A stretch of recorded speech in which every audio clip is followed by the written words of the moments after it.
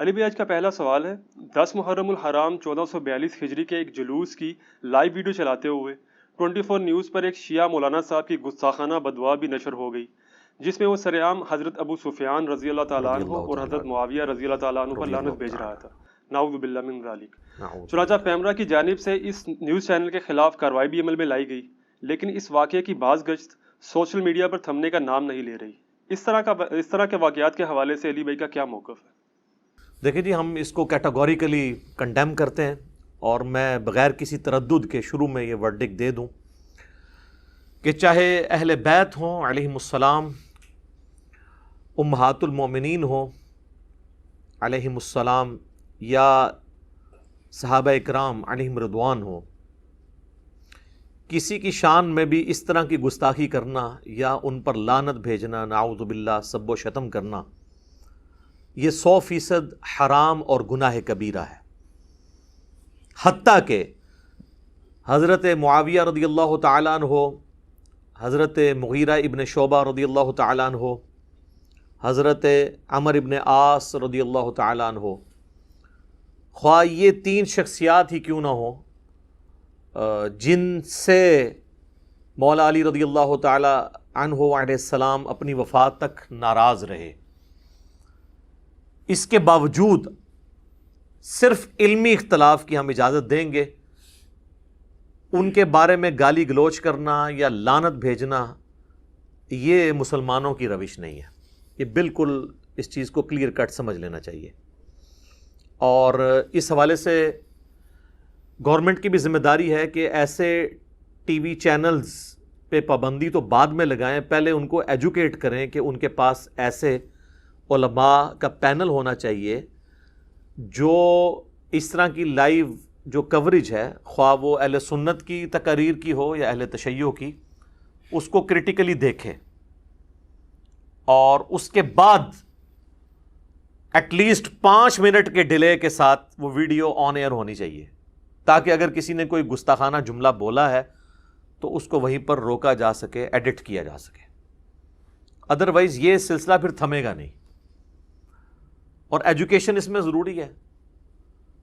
یہاں تو لوگوں کا حال یہ ہے کہ اگر کسی عربی کے ساتھ جھگڑا ہو جائے اور وہ عربی میں گالیاں بھی دیں ان کو، تب بھی یہ لوگ سمجھیں گے کہ وہ قرآن ہی پڑھ رہا ہے، سبحان اللہ ہی کہتے رہیں گے۔ تو اس طرح کی نیشن کے اندر ان بیچاروں کو کیا پتا تھا کہ عربی کے اندر وہ کیا بول رہے ہیں، ٹی وی چینلز والوں کو؟ تو اس اعتبار سے ان کو ایس او پی ملنا چاہیے، وہ اسٹرکٹلی اس کو فالو کرنا چاہیے۔ اور حیران کن بات ہے کہ ٹی وی چینل پہ تو پیمرا نے پابندی لگا دی ہے، اور وہ جو بدبخت کھڑا ہو کے یہ سارے بکواسات کر رہا تھا، اس کو بھی پکڑا ہے کسی نے کہ نہیں؟ اصل تو اس کو پکڑنے کی ضرورت تھی۔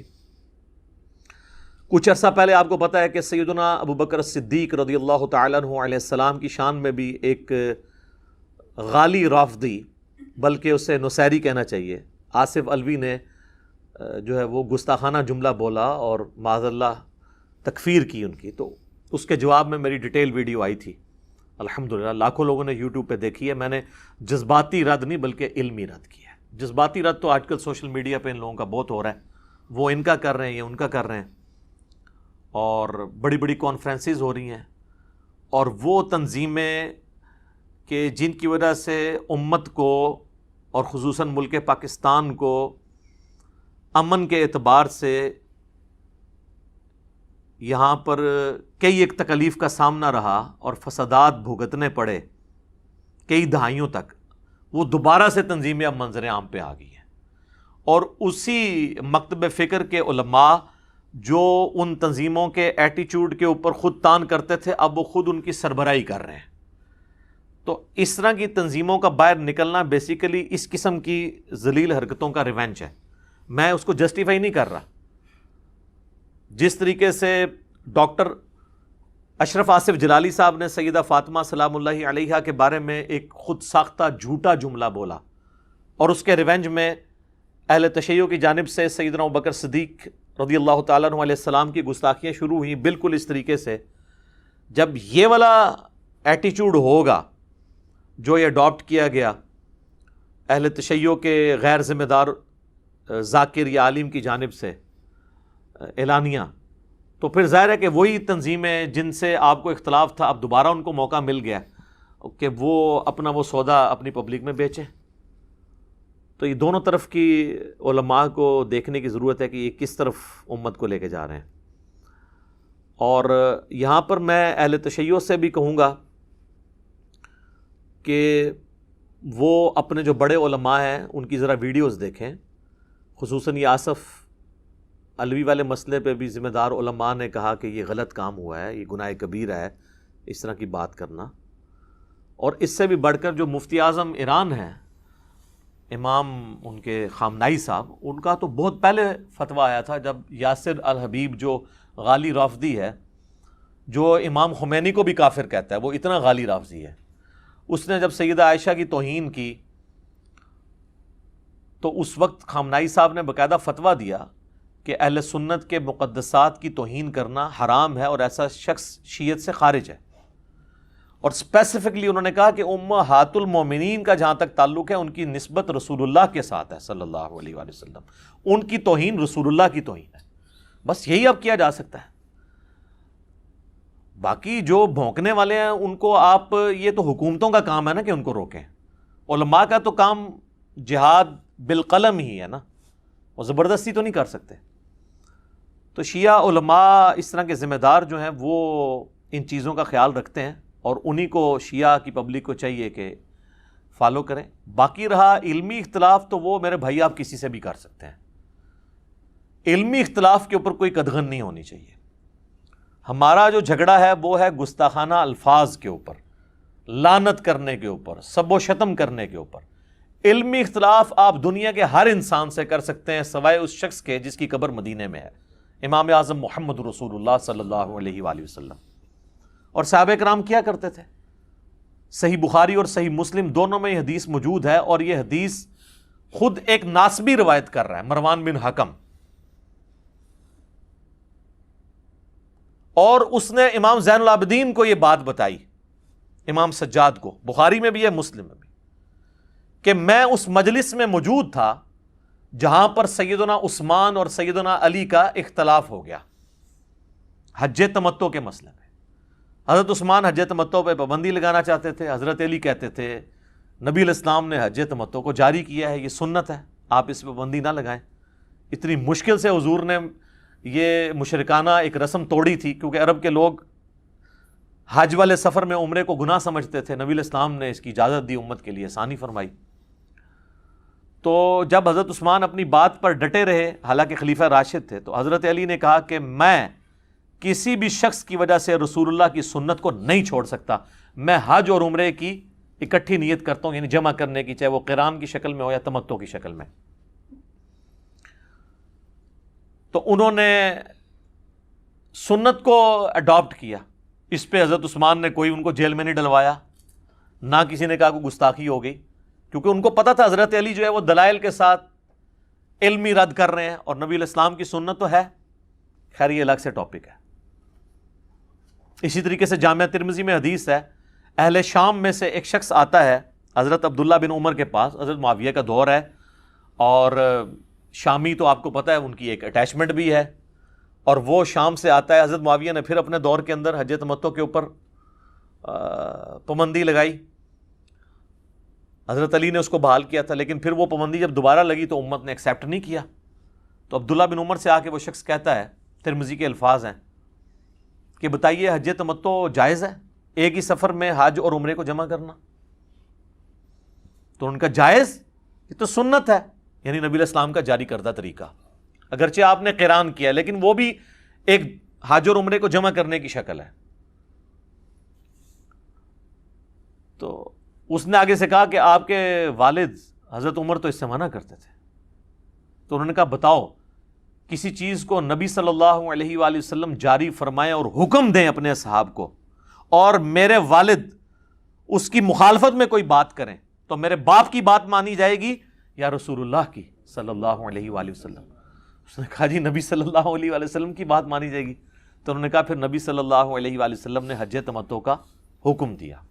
یہ ایک الگ سے ٹاپک ہے، اس طرح کے اور کئی ایک اختلافی موضوعات ہیں. مسئلہ نمبر 197 میرا یوٹیوب پہ ریکارڈڈ موجود ہے، وہ آپ دیکھ سکتے ہیں. اماموں کی گستاخی کا الزام، یہ تو اماموں کو لے کے بیٹھے ہوئے ہیں نا. ہم تو بتا رہے ہیں خلفائے راشدین سے صحابہ اکرام اختلاف کر لیتے تھے علمی دلائل کی روشنی میں. وہ خلفائے راشدین جن کے بارے میں ابو داؤد ترمذی ابن ماجہ میں حدیث ہے, مشکات میں بھی آپ کو مل جائے گی حدیث, علیکم بسنتی و سنت الخلفاء الراشدین المہدیین, تم پر میری سنت اور میرے خلفائے راشدین ہدایت یافتہ کی سنت لازم ہے. سیدنا ابو بکر, عمر, عثمان, علی اور حسن ابن علی کے بھی 6 مہینے شامل کر لیں رضی اللہ عنہم اجمعین وعلیہم السلام اجمعین. تو باقی لوگوں سے تو اختلاف رائے ہو سکتا ہے, بلکہ شاہ ولی اللہ دہلوی جن کو بریلوی, دیوبندی, اہل حدیث سب کانٹیننٹ میں تینوں جو سنیت کے ٹھیکیدار بنے ہوئے ہیں اور دعوے دار, وہ اپنا امام مانتے ہیں. ان کی شعراء آفاق تصنیف عربی میں جو ہے حجت اللہ البالغہ اردو ترجمہ ہو چکا ہے, اس میں انہوں نے چاروں اماموں کے اقوال پہ ایک پورا چیپٹر باندھا ہے. اس میں انہوں نے امام مالک کا قول نقل کیا ہے کہ امام مالک کہا کرتے تھے کہ اس دنیا میں سوائے رسول اللہ کے صلی اللہ علیہ وآلہ وسلم کوئی ایسا شخص نہیں جس کی ہر بات مقبول ہو اور کوئی بات مردود نہ ہو. اور نبی علیہ السلام کی قبر مبارک کی طرف اشارہ کر کے وہ کہا کرتے تھے کہ اس صاحب قبر صلی اللہ علیہ وآلہ وسلم کے سوا کوئی ایسا شخص نہیں ہے کہ جس سے آپ اختلاف نہ کر سکتے ہوں سوائے آپ صلی اللہ علیہ وآلہ وسلم کے. تو یہ ہے مسلمانوں کی دین کی جڑ اور بنیاد. اب یہاں پر میں اہل تشیع عام سے بھی کہوں گا کہ علی کے شیعہ بنیں, بنو امیہ کے شیعہ نہ بنیں. سیدنا علی کی یہ تعلیمات نہیں ہیں جو آپ لے کر چل رہے ہیں. آپ اپنی کتابوں کی طرف رجوع لے کر آئیں, جو ہم آپ سے عرض کرتے رہتے ہیں کہ مرنے سے پہلے اے مسلمان کر لے اس پہ غور, کتابوں کا خدا اور ہے, بابوں کا خدا اور. کہنے کو تو دین سب کا اسلام ہے, لیکن کتابوں کا جہاں اور ہے, بابوں کا جہاں اور. بکش مسلم بنے. تو کسی نے علی کا شیعہ بننا ہے تو کتابی شیعہ بنے, بابی شیعہ نہ بنے. کتابوں کے شیعہ اور ہیں, بابوں کے شیعہ اور. کتابوں کے شیعہ اور ہیں اور ذاکروں کے شیعہ اور. تو یہ غور کریں ذرا. تو اس کانٹیکسٹ میں شیعہ مکتب فکر کو 2 ریفرنسز کوٹ کروں گا اسی کانٹیکسٹ کے اندر, لیکن اس سے پہلے ایک دفعہ دروشی پڑھ لیں. اللہم صلی علی محمد وعلی آل محمد کما صلیت علی ابراہیم وعلی آل ابراہیم انک حمید مجید. اللہم بارک علی محمد وعلی آل محمد کما بارکت علی ابراہیم وعلی آل ابراہیم انک حمید مجید. آمین. میرے بھائیو, یہ دونوں ریفرنسز ان کی شعراء آفاق تصنیف, جس کو وہ فالو بھی کرتے ہیں, اس کا ذکر بھی کرتے ہیں, نہج البلاغہ, سیدنا مولا علی رضی اللہ تعالیٰ عنہ علیہ السلام کے خطبات اور ان کے مکتوبات کا مجموعہ ہے. اس کے اوپر الگ سے میری کئی ویڈیوز ریکارڈڈ ہیں. بہرحال نہج البلاغہ کو مقبولیت اہل تشیع کے ہاں جتنی حاصل ہوئی عرب و عجم کے اندر, اور کسی کتاب کو نہیں. ویسے حدیث کی کتابیں جس طرح ہماری بخاری اور مسلم ہے اس لیول کی, ان کی جو کتاب ہے وہ اصول الکافی ہے, لیکن اس کو بھی اتنی شہرت نہیں ملی جتنی شہرت نہج البلاغہ کو ملی. یہ میرے بھائیو نہج البلاغہ اب نئی پرنٹ ہو کے آئی ہے, بڑی خوبصورت کمپوزنگ میں, مجھے گفٹ بھیجی ہمارے ایک دوست نے. تو اس سے میں نے 5 ریفرنسز, پچھلے دنوں بھی میری ویڈیو ریکارڈ ہوئی تھی, سیدنا ابوبکر صدیق رضی اللہ تعالیٰ عنہ علیہ السلام کی گستاخی جو کی تھی ایک نصیریہ ذاکر نے, اس کے رد میں, تو میں نے اس میں حوالہ اس میں بھی دیا تھا اسی سے, اور آج بھی میں اس سے 2 ریفرنسز دوں گا. پہلا ریفرنس جو ہے وہ نہج البلاغہ سے خطبہ نمبر ہے 204 مولا علی کا, اور یہ مفتی جعفر حسین صاحب رحمہ اللہ تعالیٰ فوت ہو چکے ہیں. ان کا یہ ترجمہ ہے, شیعہ کے ایک اتھینٹک علماء میں سے ایک بڑی پرسنالٹی تھے. تو آپ دیکھیں اس خطبے کا عنوان کیا ہے, وَقَدْ سَمِعَ قَوْمًا مِّنْ أَصْحَابِهِ يَسُبُّونَ أَهْلَ الشَّامِ أَيَّامَ حَرْبِهِمْ بِصِفِّينَ. اور جب مولا علی علیہ السلام نے اپنے ساتھیوں کو سنا کہ وہ جنگ کے دوران اہل شام یعنی حضرت معاویہ رضی اللہ تعالیٰ عنہ کی پارٹی پر سب و شتم کر رہے تھے, جنگ کے دنوں میں جب آپ نے تلوار اٹھا لی تو باقی چیزیں تو چھوٹی ہوگی، لیکن اخلاقیات سے نہیں کسی کو گرنا چاہیے. تو اس پہ پھر مولا علی کا خطبہ ہے. میں تمہارے لیے اس چیز کو پسند نہیں کرتا کہ تم گالیاں دینے لگو. یہ ہے علی کے شیعہ جو مولا علی کو فالو کریں گے. اگر تم ان کے کرتوت کھولو اور ان کے صحیح حالات پیش کرو تو یہ ایک ٹھکانے کی بات ہے اور عذر تمام کرنے کا صحیح طریقہ کار ہوگا. یعنی علمی طریقے سے رد کرو، گالی دینے سے کیا ملے گا؟ تم گالم گلوچ کے بجائے یہ کہو خدایا ہمارا بھی خون محفوظ رکھ اور ان کا بھی، اور ہمارے اور ان کے درمیان اصلاح کی صورت پیدا کر اور انہیں گمراہی سے ہدایت کی طرف لا تاکہ حق سے بے خبر حق کو پہچان لیں اور گمراہی اور سرکشی کے شیدائی اس سے اپنا رخ موڑ لیں. یہ ہے میرے بھائیوں ایک طریقہ پازیٹیو چیزوں کو ہائی لائٹ کرنے کا. اور مزے کی بات بتاؤں، اسی سے ملتا جلتا خطبہ اہل سنت کے ہاں آپ کو المستدرک للحاکم میں مل جائے گا. انٹرنیشنل نمبر کے مطابق 8658 نمبر حدیث ہے جس میں مولا علی کے الفاظ ہیں کہ اہل شام کو گالی مت دو بلکہ ان کے کرتوتوں کو برا کہو، یا ان میں جو برے لوگ ہیں ان کو برا کہو، ان کو گالی مت دو. تو یہ نہج البلاغہ میں بھی خطبہ آ گیا اور المستدرک للحاکم کے اندر بھی آ گیا. اچھا، دوسرا ریفرنس وہ ہے مولا علی رضی اللہ تعالیٰ عنہ علیہ السلام نے ایک مکتوب لکھا تھا معاویہ ابن ابی سفیان کے نام. یہ خط نمبر ہے مکتوب نمبر 6. اچھا، یہ جو میں آپ کو نمبرنگ بتا رہا ہوں یہ پوری دنیا میں سٹینڈرڈ ہے، عربی میں، فارسی میں، اردو میں. ایون جتنے ورژن آپ کو ملیں گے پرنٹنگ والے سب میں نمبرنگ یہی ہوگی، خطبوں کی اور مکتوب کی. یہ خط ہے. یہ خط انہوں نے لکھا ہے جب حضرت معاویہ نے خلیفہ وقت کی بیعت سے انکار کیا، امام وقت کے خلاف بغاوت کی، تو اس میں حضرت علی نے ان کو سمجھانے کے لیے کیا لکھا؟ جن لوگوں نے ابو بکر، عمر اور عثمان کی بیعت کی تھی انہوں نے میرے ہاتھ پر اسی اصول کے مطابق بیعت کی ہے جس اصول پر وہ ان کی بیعت کر چکے تھے. یعنی مولا علی یہ کہہ رہے ہیں کہ میری خلافت کی دلیل یہ ہے کہ جس اصول پہ خلفائے ثلاثہ کی بیعت ہوئی ہے، جن اصحاب نے کی ہے، اسی اصول کے اوپر میری بیعت ہوئی ہے جن پہ خلفائے ثلاثہ کی ہوئی تھی. اچھا، بعض شیعہ کہتے ہیں یہ انہوں نے بیسیکلی الزامی جواب کے طور پہ حضرت معاویہ کو کہا تھا. اس کا یہ مطلب نہیں کہ وہ خلفائے ثلاثہ کی بیعت کو درست سمجھتے تھے، نہ، یہ آپ نے غلط رزلٹ نکالا ہے. یہ مکتوب خود اپنی حفاظت کرے گا کہ آپ اپنا لقمہ اس کے منہ میں نہیں ڈال سکتے.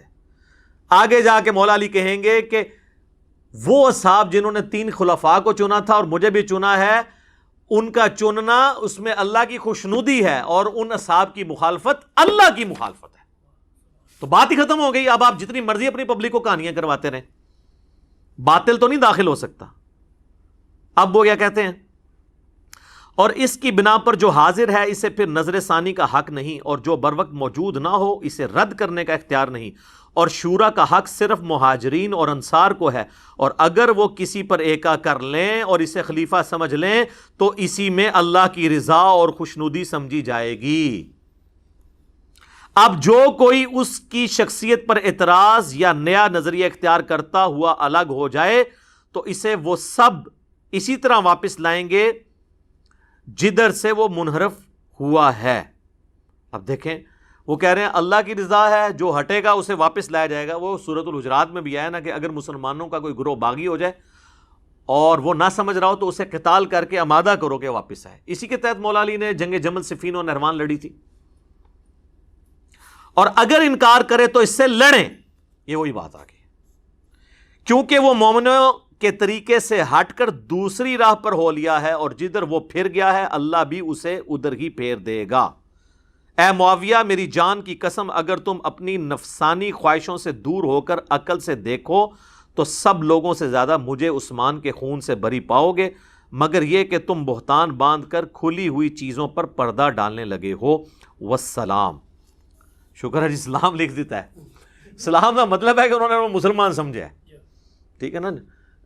اور بیعت پہ آمادہ کرنے کا مطلب یہ ہے کہ ان کو مسلمان سمجھتے تھے تبھی بیعت پہ آمادہ کیا نا. کافر سے تو نعوذ باللہ بیعت نہیں لینی تھی.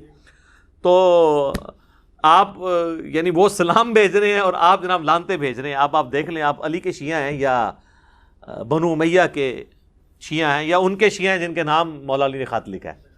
تو آپ اسی کے شیعہ بنیں جو جس کا شیعہ آپ کو بننا چاہیے، پارٹی کا بندہ، مولا علی کا پارٹی کا بندہ. اچھا میرے بھائیو، یہ جو سب و شتم کا ٹاپک ہے یہ انتہائی سینسٹیو ٹاپک ہے اور اس کے ساتھ کئی ایک چیزیں جڑی ہوئی ہیں، کئی ایک تلخ حقائق جڑے ہوئے ہیں کہ اس کی بنیادیں کہاں ہیں. یہ حقیقت بات ہے کہ یہ سب و شتم کا سلسلہ بنو امیہ کے دور میں شروع ہوا سیدنا علی بن ابی طالب پر، اور پھر اس کے ریونج میں جو مولا علی کے شیعہ تھے وہ بھی ایکسٹریم رویے پر گئے اور انہوں نے وہی کام جو ہے وہ بنو امیہ کے ساتھ اور بلکہ ان کی وجہ سے نعوذ باللہ خلفائے ثلاثہ کے اوپر کرنا شروع کر دیا. اچھا یہ میں بنو امیہ جب بھی نام لوں تو آپ نے حضرت عثمان کے پیچھے جا کے نہیں چھپنا یا عمر بن عبدالعزیز کے پیچھے نہیں چھپنا. یہ غلط ایٹیچیوڈ ہے. یہ اس طریقے سے ہی ہے جس طرح اگر ہم بنو ہاشم کے فضائل بیان کریں جو بخاری مسلم میں آتا ہے کہ نبی علیہ السلام نے فرمایا کہ اللہ تعالیٰ نے سب سے بہترین خاندان کو یعنی انسانیت میں چنا، تو آپ یہ کہیں گے جی چنگا عظیم خاندان ہے، ابو لہب پیدا ہو گیا ہوتے، تو پھر ظاہر انڈرسٹوڈ ہوگا. رسول اللہ نے حالانکہ اس کو علیحدہ نہیں کیا کہ سوائے ابو لہب کے، تو میں بھی اگر علیحدہ نہ کروں تو انڈرسٹوڈ ہے کہ حضرت عثمان اور عمر بن عبدالعزیز رضی اللہ عنہما وعلیہم السلام وہ ان کو ہم ایکسکلوڈ کر رہے ہیں. ہم بات کر رہے ہیں اوور آل بنو امیہ کی. تو غلط طریقے سے چیزوں کو لے کے نہیں چلنا چاہیے، علمی طریقے سے لے کے چلنا چاہیے. تو یہ ایک ٹاپک ہے، میں نے اس کے اوپر ایک ریسرچ پیپر لکھ دیا ہے. اس سے کئی ایک ٹاپک اور جڑے ہوئے ہیں جو میں نے الحمدللہ 6 ٹاپکس کے اندر ایک ریسرچ پیپر لکھا ہے. واقعہ کربلا کا حقیقی پس منظر 72 صحیح الاسناد احادیث کی روشنی میں. یہ 72 کا ٹائٹل تو شہدائے کربلا کی نسبت سے ہے، ادروائز اس میں حدیثیں 200 سے زیادہ ہیں. ایک ایک نمبر پہ کئی حدیثیں ہیں. صرف 33 نمبر پہ جو میں نے غدیر خم کی حدیث لی ہے نا، اس میں 8 روایتیں میں نے نقل کی ہیں. نمبر 1 ہی دیا ہے اس کو 33 تاکہ 72 کی نسبت قائم رہے. یہ اللہ کے فضل سے عربی میں بھی ہے، سب سے پہلے عربی میں لکھا، پھر اردو ترجمہ ہوا، پھر ہندی ترجمہ ہوا، پھر انگلش ہوا. انٹرنیشنل پمفلٹ ہے اور اس میں اکثر حدیث بخاری اور مسلم سے ہیں. حدیثوں کے نمبر علماء حرمین اور بیروت کی انٹرنیشنل نمبرنگ کے اوپر ہیں، جو عربی کتابیں چھپتی ہیں دارالاسلام کی یا دارالکتب العلمیہ کی. اور اس ریسرچ پیپر میں بخاری مسلم کے علاوہ جو حدیث کی کتابیں ہیں ان میں نے ہر حدیث کی کتاب میں جو حدیث تھی اس کے اوپر دور حاضر کے بڑے محققین کی تحقیم لگائی ہے. شیخ البانی کی، شیخ زبیر لیزئی کی، شیخ شعیب ارناؤت کی رحمہم اللہ اجمعین. اور بخاری مسلم جو ہے وہ تو ویسے صحیح ہیں نا. یہ 6 ٹاپک کیا تھے؟ نمبر 1، منہج نبوی پر قائم خلافت راشدہ کی صحیح مدت کتنی تھی اور خلافت کے اہل حقیقی خلفائے راشدین کون تھے. دوسرا ٹاپک ہے خلیفہ راشد سے بغاوت بدعت ہے، جنگ جمل، صفین اور نہروان میں سیدنا علی کی حقانیت اور شہادت سیدنا عثمان کے اصلی اسباب. ایک تو آپ کو بتایا گیا نا جعلی عبداللہ ابن سبا، وہ تو بعد کی پیداوار ہے، صرف آل امیہ کو چھپانے کے لیے اس کے کھاتے میں چیزیں ڈال دی. اس میں نے بخاری مسلم سے کھولا ہے، حکمرانوں کی لکھوائی ہوئی تاریخ سے نہیں، حدیث کی کتابوں سے. تیسرا ٹاپک، رسول اللہ صلی اللہ علیہ وآلہ وسلم نے اپنی وفات سے 1 مہینہ قبل مستقبل میں ہونے والے حکومتی بگاڑ سے متعلق غیبی خبریں دے دی تھیں. چوتھا ٹاپک، چوتھے خلیفہ راشد سیدنا علی کے فضائل کا بیان اور ان پر ممبروں سے لعنت کرنے کی بدعت کب اور کس نے ایجاد کی، جو آج کا ٹاپک ہے. بڑے عرصے سے لوگ مجھے کہہ رہے تھے اتنے بھی کوئی سب و شتم تے بھی کوئی ریکارڈنگ کراؤ، آ گئی جی پھر ہوں سامو. پانچواں ٹاپک، حضرت معاویہ رضی اللہ تعالیٰ عنہ کو حکومت مل جانے کے بعد سے بتدریج امت پر کیسی ملوکیت مسلط ہوئی اور اس کا بھیانک نتیجہ کیا نکلا. اور آخری ٹاپک، سیدنا حسین کے فضائل کا بیان رضی اللہ تعالیٰ عنہ اور یزید بن معاویہ کی ملوکیت میں اس کے گورنر عبید اللہ ابن زیاد کے ذریعے مظلومانہ شہادت. یہ 6 ٹاپک اللہ کے فضل سے کور کیے ہیں. سافٹ کاپی آپ فری ڈاؤن لوڈ کر سکتے ہیں ہماری ویب سائٹ ahlsunnatpak.com سے. ہارڈ کاپی آپ مفت منگوا سکتے ہیں. TCS کا آپ کو 300 روپے خرچہ دینا پڑے گا. صرف یہ نہیں، 12 کا پیکج ہے جس میں 9 ریسرچ پیپر ہیں اور 3 اذکار کارڈ ہیں. یہ 12 کا پیکج آپ اپنے گھر ہارڈ کاپی ڈاک میں منگوا سکتے ہیں. اور اللہ کے فضل سے یہ سارے ریسرچ پیپر کلرڈ پرنٹ ہوئے ہیں. ریڈ اور بلیک میں رائٹنگ ہے، ریڈ میں حوالے ہیں تاکہ انا بھی پڑھ لوے. تو صبح 9 سے لے کر شام 5 بجے تک ہماری اکیڈمی کا نمبر کھلا ہوتا ہے. بیچ میں کھانے کا وقفہ یا نماز کا وقفہ ہے، یہ الگ بات.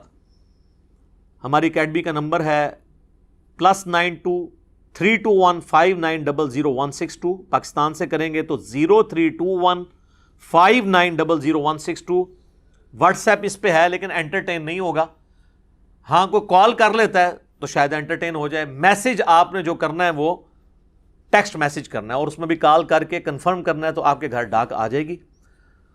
اس کے لیے جو پیمنٹ آپ کو صرف ٹی سی ایس کا خرچہ دینا پڑے گا، وہ ایزی پیسہ اکاؤنٹ بھی اس پہ بنا ہوا ہے، موبی کیش کا بھی، وہ انشاءاللہ آپ کو پورا طریقہ بتا دیں گے. تو آپ ہارڈ کاپی یہ منگوا سکتے ہیں، پڑھیں. اس میں سارے حقائق میں نے احادیث کی کتابوں سے کھولے ہیں، حکمرانوں کی تاریخ سے نہیں.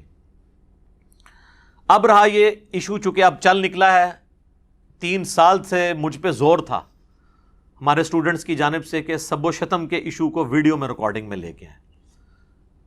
گاہے بگاہے تو میں اس کا ذکر کرتا تھا، لیکن اب چونکہ یہ ایک ایشو آیا ہے تو اس کانٹیکسٹ میں یہ بات کروں کہ یہ جو کچھ ہوا حضرت معاویہ رضی اللہ تعالیٰ عنہ یا ابو سفیان رضی اللہ تعالیٰ عنہ کے بارے میں نازیبہ کلمات والا، تو اس کی روٹس 1400 سال پرانی ہے. یہ کوئی آج کی پیداوار نہیں ہے. اور اس کے اوپر اجماع ہے کہ بنو امیہ کے دور میں صلح حسن 41 ہجری سے لے کر 99 ہجری تک، آلموسٹ 60 سال تک بنو امیہ کے ممبروں پہ تینوں بر اعظموں کے اندر جمعے اور عیدین کے خطبوں میں سیدنا علی ابن ابی طالب رضی اللہ تعالیٰ عنہ وکرم اللہ وجہ الکریم وعلیہ السلام پر سب و شتم کیا جاتا تھا. اور اس پہ کوئی دوسری رائے نہیں ہے. یہ تو ضرور رائے ہے کہ حضرت معاویہ کے حکم سے ہوتا تھا یا ان کے چیلے خود سے کرتے تھے، اور وہ بھی ظاہر ہے کہ ایک آنکھیں بند کرنے والی بات ہے. یہ تو اسی طریقے سے ہے کوئی شخص کہ جی لال مسجد میں جو کچھ ہوا وہ پرویز مشرف کو تو نہیں پتا تھا، نیچے پتہ نہیں کوئی کر گیا، تو وہ آپ نے ویسے آنکھ بند کرنی تو علیحدہ کریں. بال حدیثیں کیا کہتی ہیں وہ انشاءاللہ آپ کو پتہ چل جائے گا کہ کون کروا رہا تھا اور کس کے کرنے سے ہو رہا تھا. تو اس کے اوپر اجماع ہے، بخاری مسلم کی احادیث گواہ ہے، میں نے ریسرچ پیپر میں ساری نقل کی ہیں. اور ان احادیث کو ڈسکس کرنے سے پہلے میں بزرگوں کے حوالے پیش کر دیتا ہوں، کیونکہ یہاں پہ بزرگ پرستی بہت ہے نا سب کانٹیننٹ میں، بلکہ پوری دنیا میں. ایک انٹرنیشنل بزرگ ہیں جسے پوری دنیا میں صوفیاء اور اہل حدیث سلفی سب لوگ ہی بزرگ مانتے ہیں، امام جلال الدین سیوطی، المتوفا 911 ہجری، جنہوں نے خود اپنے آپ کو اس صدی کا مجدد بھی ڈکلیئر کیا تھا. تو اشاروں میں ڈائریکٹ تو نہیں کرتے نا، انہوں نے اشاروں میں کیا، پچھلوں نے ان کو مان لیا. آپ پوچھ لیں ذرا بریلوی دیوبندیوں سے کہ کون ہے مجدد، تو وہ کہیں گے جی وہ جلال الدین سیوطی ہیں. انہوں نے کئی بلکہ اسلام کی تاریخ کے اندر چند ایک بڑے مصنفین جنہوں نے بے شمار کتابیں لکھی ہیں، جس طرح امام بیہقی ہیں، امام غزالی ہیں، اسی طریقے سے جلال الدین سیوطی بھی ایک بڑا رائٹر ہے. دنیا جان کے ہر ٹاپک پہ ان کی آپ کو تحریریں ملیں گی. ایک کارنامہ ان کا یہ ہے کہ صرف ایک جلد کے اندر انہوں نے تاریخ الخلفاء لکھی ہے. یہ اپنے دور تک سارے حکمرانوں کی تاریخ لکھی، سیدنا ابوبکر صدیق سے لے کر شروع ہوئے خلفائے راشدین، اس کے بعد بنو امیہ، بنو عباس، پھر اسی طریقے سے ایوبیوں کی حکومت، اور مختلف جو دنیا میں مسلمان جہاں جہاں حکمران تھے نا ان کے ساروں کے. اس کو پڑھ کے یہ 1995 میں نے پڑھی تھی جب میں انجینئرنگ یونیورسٹی میں فرسٹ ایئر کا اسٹوڈنٹ تھا. تو مجھے کئی دن تک جو ہے نا وہ صحیح طریقے سے نیند بھی نہیں آتی تھی کہ ہمارے حکمران یہ کچھ کرتے رہے، ہمیں تو کوئی اور ہی کہانیاں کروائی گئی تھی. ان کی بڑی نیکی ہے کہ انہوں نے ایک جلد کے اندر، یہ آلموسٹ 600 صفحوں کی کتاب ہے، پورے 600 صفحے، یہ آپ کو کسی بھی مکتبے سے مل جائے گی. بریلوی دیوبندی دونوں سے چھاپ رہے ہیں. اس میں آپ سیدنا عمر بن عبدالعزیز والا چیپٹر نکالیں. ویسے تو آپ کو بتایا جاتا ہے اسلام کے پہلے مجدد جو ہیں عمر بن عبدالعزیز ہیں، 99 ہجری میں خلیفہ بنے، 101 ہجری میں صرف 38 سال کی عمر میں زہر دے کے بنو امیہ نے انہیں قتل کر دیا. آگے ہم پوچھتے ہیں کہ انہوں نے کون سا ایسا تجدیدی کارنامہ کیا ہے، تو اسی میں قیامت مضمر ہے. بنو امیہ کی انہوں نے گند کو صاف کیا ہے نا، وہی تجدیدی کارنامہ ہے. صرف ایک ڈاکٹر اسرار صاحب نے تھوڑی ہمت کی ہے ماڈرن اسکالرز میں سے، یا مولانا مودودی نے خلافت و ملوکیت لکھے، باقی تو کسی کی جرت نہیں کہ بتائے کہ کیا تھا. تو اس میں عمر بن عبدالعزیز والا چیپٹر نکالیں تو یہ بزرگ فرماتے ہیں، کہتے ہیں نا اکابرین سے، بزرگوں سے پوچھ کے انہوں نے باقاعدہ اس چیپٹر میں، عمر بن عبدالعزیز والے چیپٹر میں لکھا ہے، بنو امیہ کے حکمرانوں کا دستور تھا کہ وہ اپنے خطبات میں حضرت علی رضی اللہ تعالیٰ عنہ کی شان میں سب و شتم اور نازیبہ الفاظ کہتے تھے، مگر آپ رحمۃ اللہ علیہ نے خلافت سنبھالتے ہی اس کی سختی سے ممانعت فرما دی. انہوں نے جلال الدین سیوطی کا بھی نام لینا چھاڑ دینا ہے، لیکن وہ بہت بڑا بندہ ہے، ایڈا بھارا بندہ ہے، انہوں نہیں یہ چھاڑ سکتے. اور انٹرنیشنل بندہ ہے، یہ صرف سب کانٹیننٹ نہیں، پوری دنیا میں ان کو مانا جاتا ہے. اور اپنے گورنروں کو لکھا کہ ممالک محروسہ میں آندہ ایسا نہ ہو اور ان کی شان میں جو نازیبہ الفاظ استعمال کیے جاتے تھے ان کی جگہ آندہ سے یہ الفاظ بولے جائیں. سورۃ النحل آیت نمبر 90 نمبر، ان اللہ یأمر بالعدل والاحسان. یہ آیت انہوں نے داخل کی کہ اللہ تعالیٰ تمہیں حکم دیتا ہے عدل و انصاف کرنے کا، احسان کا، اور تمہیں برائی اور بے حیائی اور بے ہودگی کے کاموں سے منع کرتا ہے. یہ ہے جس کی وہ تمہیں نصیحت کرتا ہے تاکہ تم متقی بن جاؤ. کوئی بے حیائی کر رہے تھے نا وہ حضرت علی کے بارے میں، یعنی یہ نعوذ باللہ نازیبہ الفاظ بول کے. چنانچہ تب سے اب تک خطبات کے آخری جملے یہی پڑھے جاتے ہیں، اور واقعی پڑھے جا رہے ہیں، ہم تو خطبات میں سن رہے ہیں. یہ جو آپ کو خطبے دیتے ہیں ان سے پوچھیں یہ آیت جو آپ خطبے میں پڑھتے ہیں یہ کس حدیث میں آیا کہ نبی الاسلام پڑھتے تھے؟ تو آپ بتائیں گے عمر بن عبدالعزیز نے داخل کی ہے. پھر آگے پوچھیں کیوں داخل کی ہے، پھر وہ آپ سے کہیں گے تو انجینئر کو تو نہیں سنتا. ہاں انجینئر. اچھا جی، یہ تو وہ بزرگ ہیں ان کو بریلوی دیوبندی اہل حدیث سب مانتے ہیں. اہل حدیث کو ذرا زیادہ مسئلہ ہوتا ہے، ان کے تو ہم نے ایک بزرگ دریافت کر لیے ہیں جن کے نام پہ ان کا فرقہ چل رہا ہے، وہابی. محمد بن عبد الوہاب صاحب کا بیٹا ہے عبداللہ بن محمد بن عبد الوہاب، المتوفا 1242 ہجری، اب 1442 چل رہا ہے، ایگزیکٹ 200 سال پہلے وہ فوت ہوئے ہیں. ان کی کتاب ہے سیرۃ الرسول، جس کے حوالے الرحیق المختوم میں بھی موجود ہیں. آلموسٹ 800 صفحوں کی یہ کتاب ہے. اس کا PDF ہماری ویب سائٹ پہ رکھا ہوا ہے، اور ہارڈ کاپی بھی آپ ہماری اکیڈمی میں رابطہ کر سکتے ہیں. آج کل اس کی وہ ختم ہوئی ہوئی ہیں، پرنٹنگ میں گئے ہوئے ہیں، انشاءاللہ پھر آپ کو مل جائے گا. اور یہ جیلم سے ہی چھپی ہے، دارالاسلام نے عربی میں چھاپی تھی، اردو ترجمہ ہی نہیں کیا. جیلم والوں سے ہو گیا، اب وہ پچھتا رہے ہوں گے کہ کیوں ہو گیا. اس میں اس کی خوبی یہ ہے کہ اس میں خلفائے راشدین کے اوپر بھی انہوں نے چیپٹر باندھے اینڈ پہ نا. تو مولا علی والا ذرا چیپٹر نکال لیں، اس میں کئی ایک حوالے ہیں، وہ آج ٹاپک نہیں، چونکہ اسی ٹاپک سب و شتم کو میں کور کر رہا ہوں. تو اس میں 797 نمبر پیج ہے، عربی میں بھی آپ کو مل جائے گا، اردو میں بھی حضرت علی والا چیپٹر بالکل اینڈ پہ. تو یہ جس کو کہتے ہیں نہیں ہم وہابی ان کی وجہ سے، ویسے تو کہتے ہیں اللہ کی وجہ سے، اللہ کی وجہ سے نہیں، وہ انہی کی طرف منسوب کیا جاتا ہے. ویسے وہ بھی غلط ہے، کیونکہ ان کا نام تھا محمد بن عبد الوہاب اور یہ ان کا بیٹا ہے عبداللہ. وہ لکھتے ہیں بنو امیہ ان کی تنقیس اور ان کے بارے میں نازیبہ الفاظ استعمال کرتے رہے، مگر اس سے علماء کے دل میں ان کی محبت بڑھ گئی، مولا علی کی، اور قدر و منزلت میں اضافہ ہو گیا. عمر بن عبداللہ بن زبیر کہتے ہیں رحمہ اللہ تعالی، بنو امیہ 60 سال تک ان کو گالیاں دیتے رہے مگر ان کا کچھ نہ بگاڑ سکے، بلکہ ان کی شان پہلے سے بھی بلند ہو گئی. دین نے ایک عمارت کھڑی کی جس کو دنیا نے گرانے کی کوشش کی، دنیا کچھ نہ بنا سکی، اور جو کچھ بنایا اس کو بھی منہدم کر دیا. یعنی مولا علی سے جو ٹکرایا وہ خود ہی بدنام ہوا ہے. آپ دیکھ لیں بنو امیہ نے 60 سال تک لعنت کی ہے نا، 1400 سال سے لعنتیں کھا رہے ہیں. یعنی میں یہ نہیں کہہ رہا کہ وہ جو لعنتیں کر رہے ہیں وہ صحیح کر رہے ہیں، یہ یعنی ایک مکافات عمل والا مسئلہ ہے. تو وہ اپنی کیتیاں آگے آئی ہیں، دوسرے الفاظ میں وہ پنجابی میں کہا جاتا ہے نا اپنے کیے ہوئے اعمال آگے ہیں. میں اس کو جسٹیفائی نہیں کر رہا، لیکن ان کو سوچنا چاہیے کہ یار یہ بھی ہو جاتا ہے، دنیا مکافات عمل کا نام ہے، یہاں پہ ایسا ہو جاتا ہے. تو یہ 2 حوالے ہو گئے بزرگوں کے. اس دور میں انٹرنیشنل لیول کے اوپر مسلمانوں میں جینیس پرسنالٹی ہیں مولانا مودودی رحمہ اللہ تعالی. تیسرا والا میں طاق کرنے کے لیے ان کا پیش کر دیتا ہوں، خلافت و ملوکیت. کیونکہ پڑھا لکھا طبقہ تو مولویوں کو اور اماموں بزرگوں کو کسی کھاتے میں نہیں مانتا. وہ کہتا ہے جی کوئی کو پڑھ لکھے سیاڑے بنے دی گل کرو. مولوی تو ہو سکتا ہے ان کو کچھ نہ سمجھتے ہوں، لیکن جو ان کو سمجھتے ہیں نا وہ ان کو اور ان کے بزرگوں کو کچھ نہیں سمجھتے. تو لہٰذا ہم نے تو ہر طبقے کو ایڈریس کرنا ہے نا. یہ تو انٹرنیشنل پلیٹ فارم ہے. یہ خلافت و ملوکیت کا نیا ورژن ہے اور پوری تخریج کے ساتھ ہے. ایک ایک بات کا نیچے ریفرنس لکھا ہوا ہے اہل سنت کی کتابوں کا. اس میں جو چیپٹر ہے نا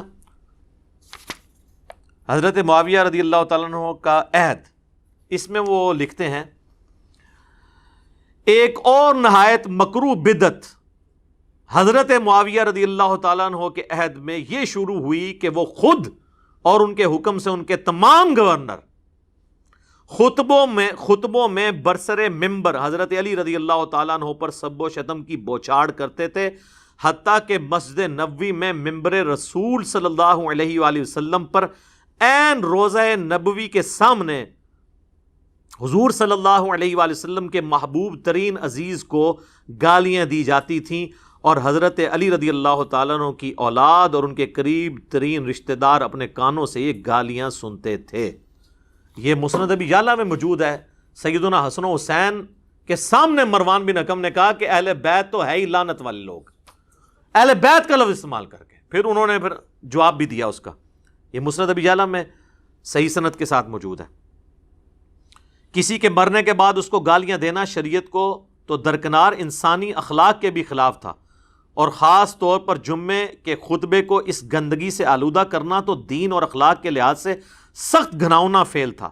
حضرت عمر بن عبدالعزیز نے آ کر اپنے خاندان کی دوسری غلط روایات کی طرح اس روایت کو بھی بدل ڈالا، اور خطبہ جمعہ میں سیدنا علی پر سب کرنے کی بجائے یہ آیت پڑھنا شروع کر دی، ان اللہ یأمر بالعدل والاحسان وایتاء ذی القربى وینہی عن الفحشاء والمنکر والبغی یعظکم لعلکم تذکرون. اب یہی بات مودودی صاحب نے جب لکھی نا تو علماء کہتے ہیں مودودی پتہ نہیں کہاں بیٹھ کے کرتا رہتا. میں نے اس سے پہلے بابوں کے والے دیے ہیں، ٹھیک ہے، حالانکہ یہ ہمارے لیے نہیں ہے. کیوں؟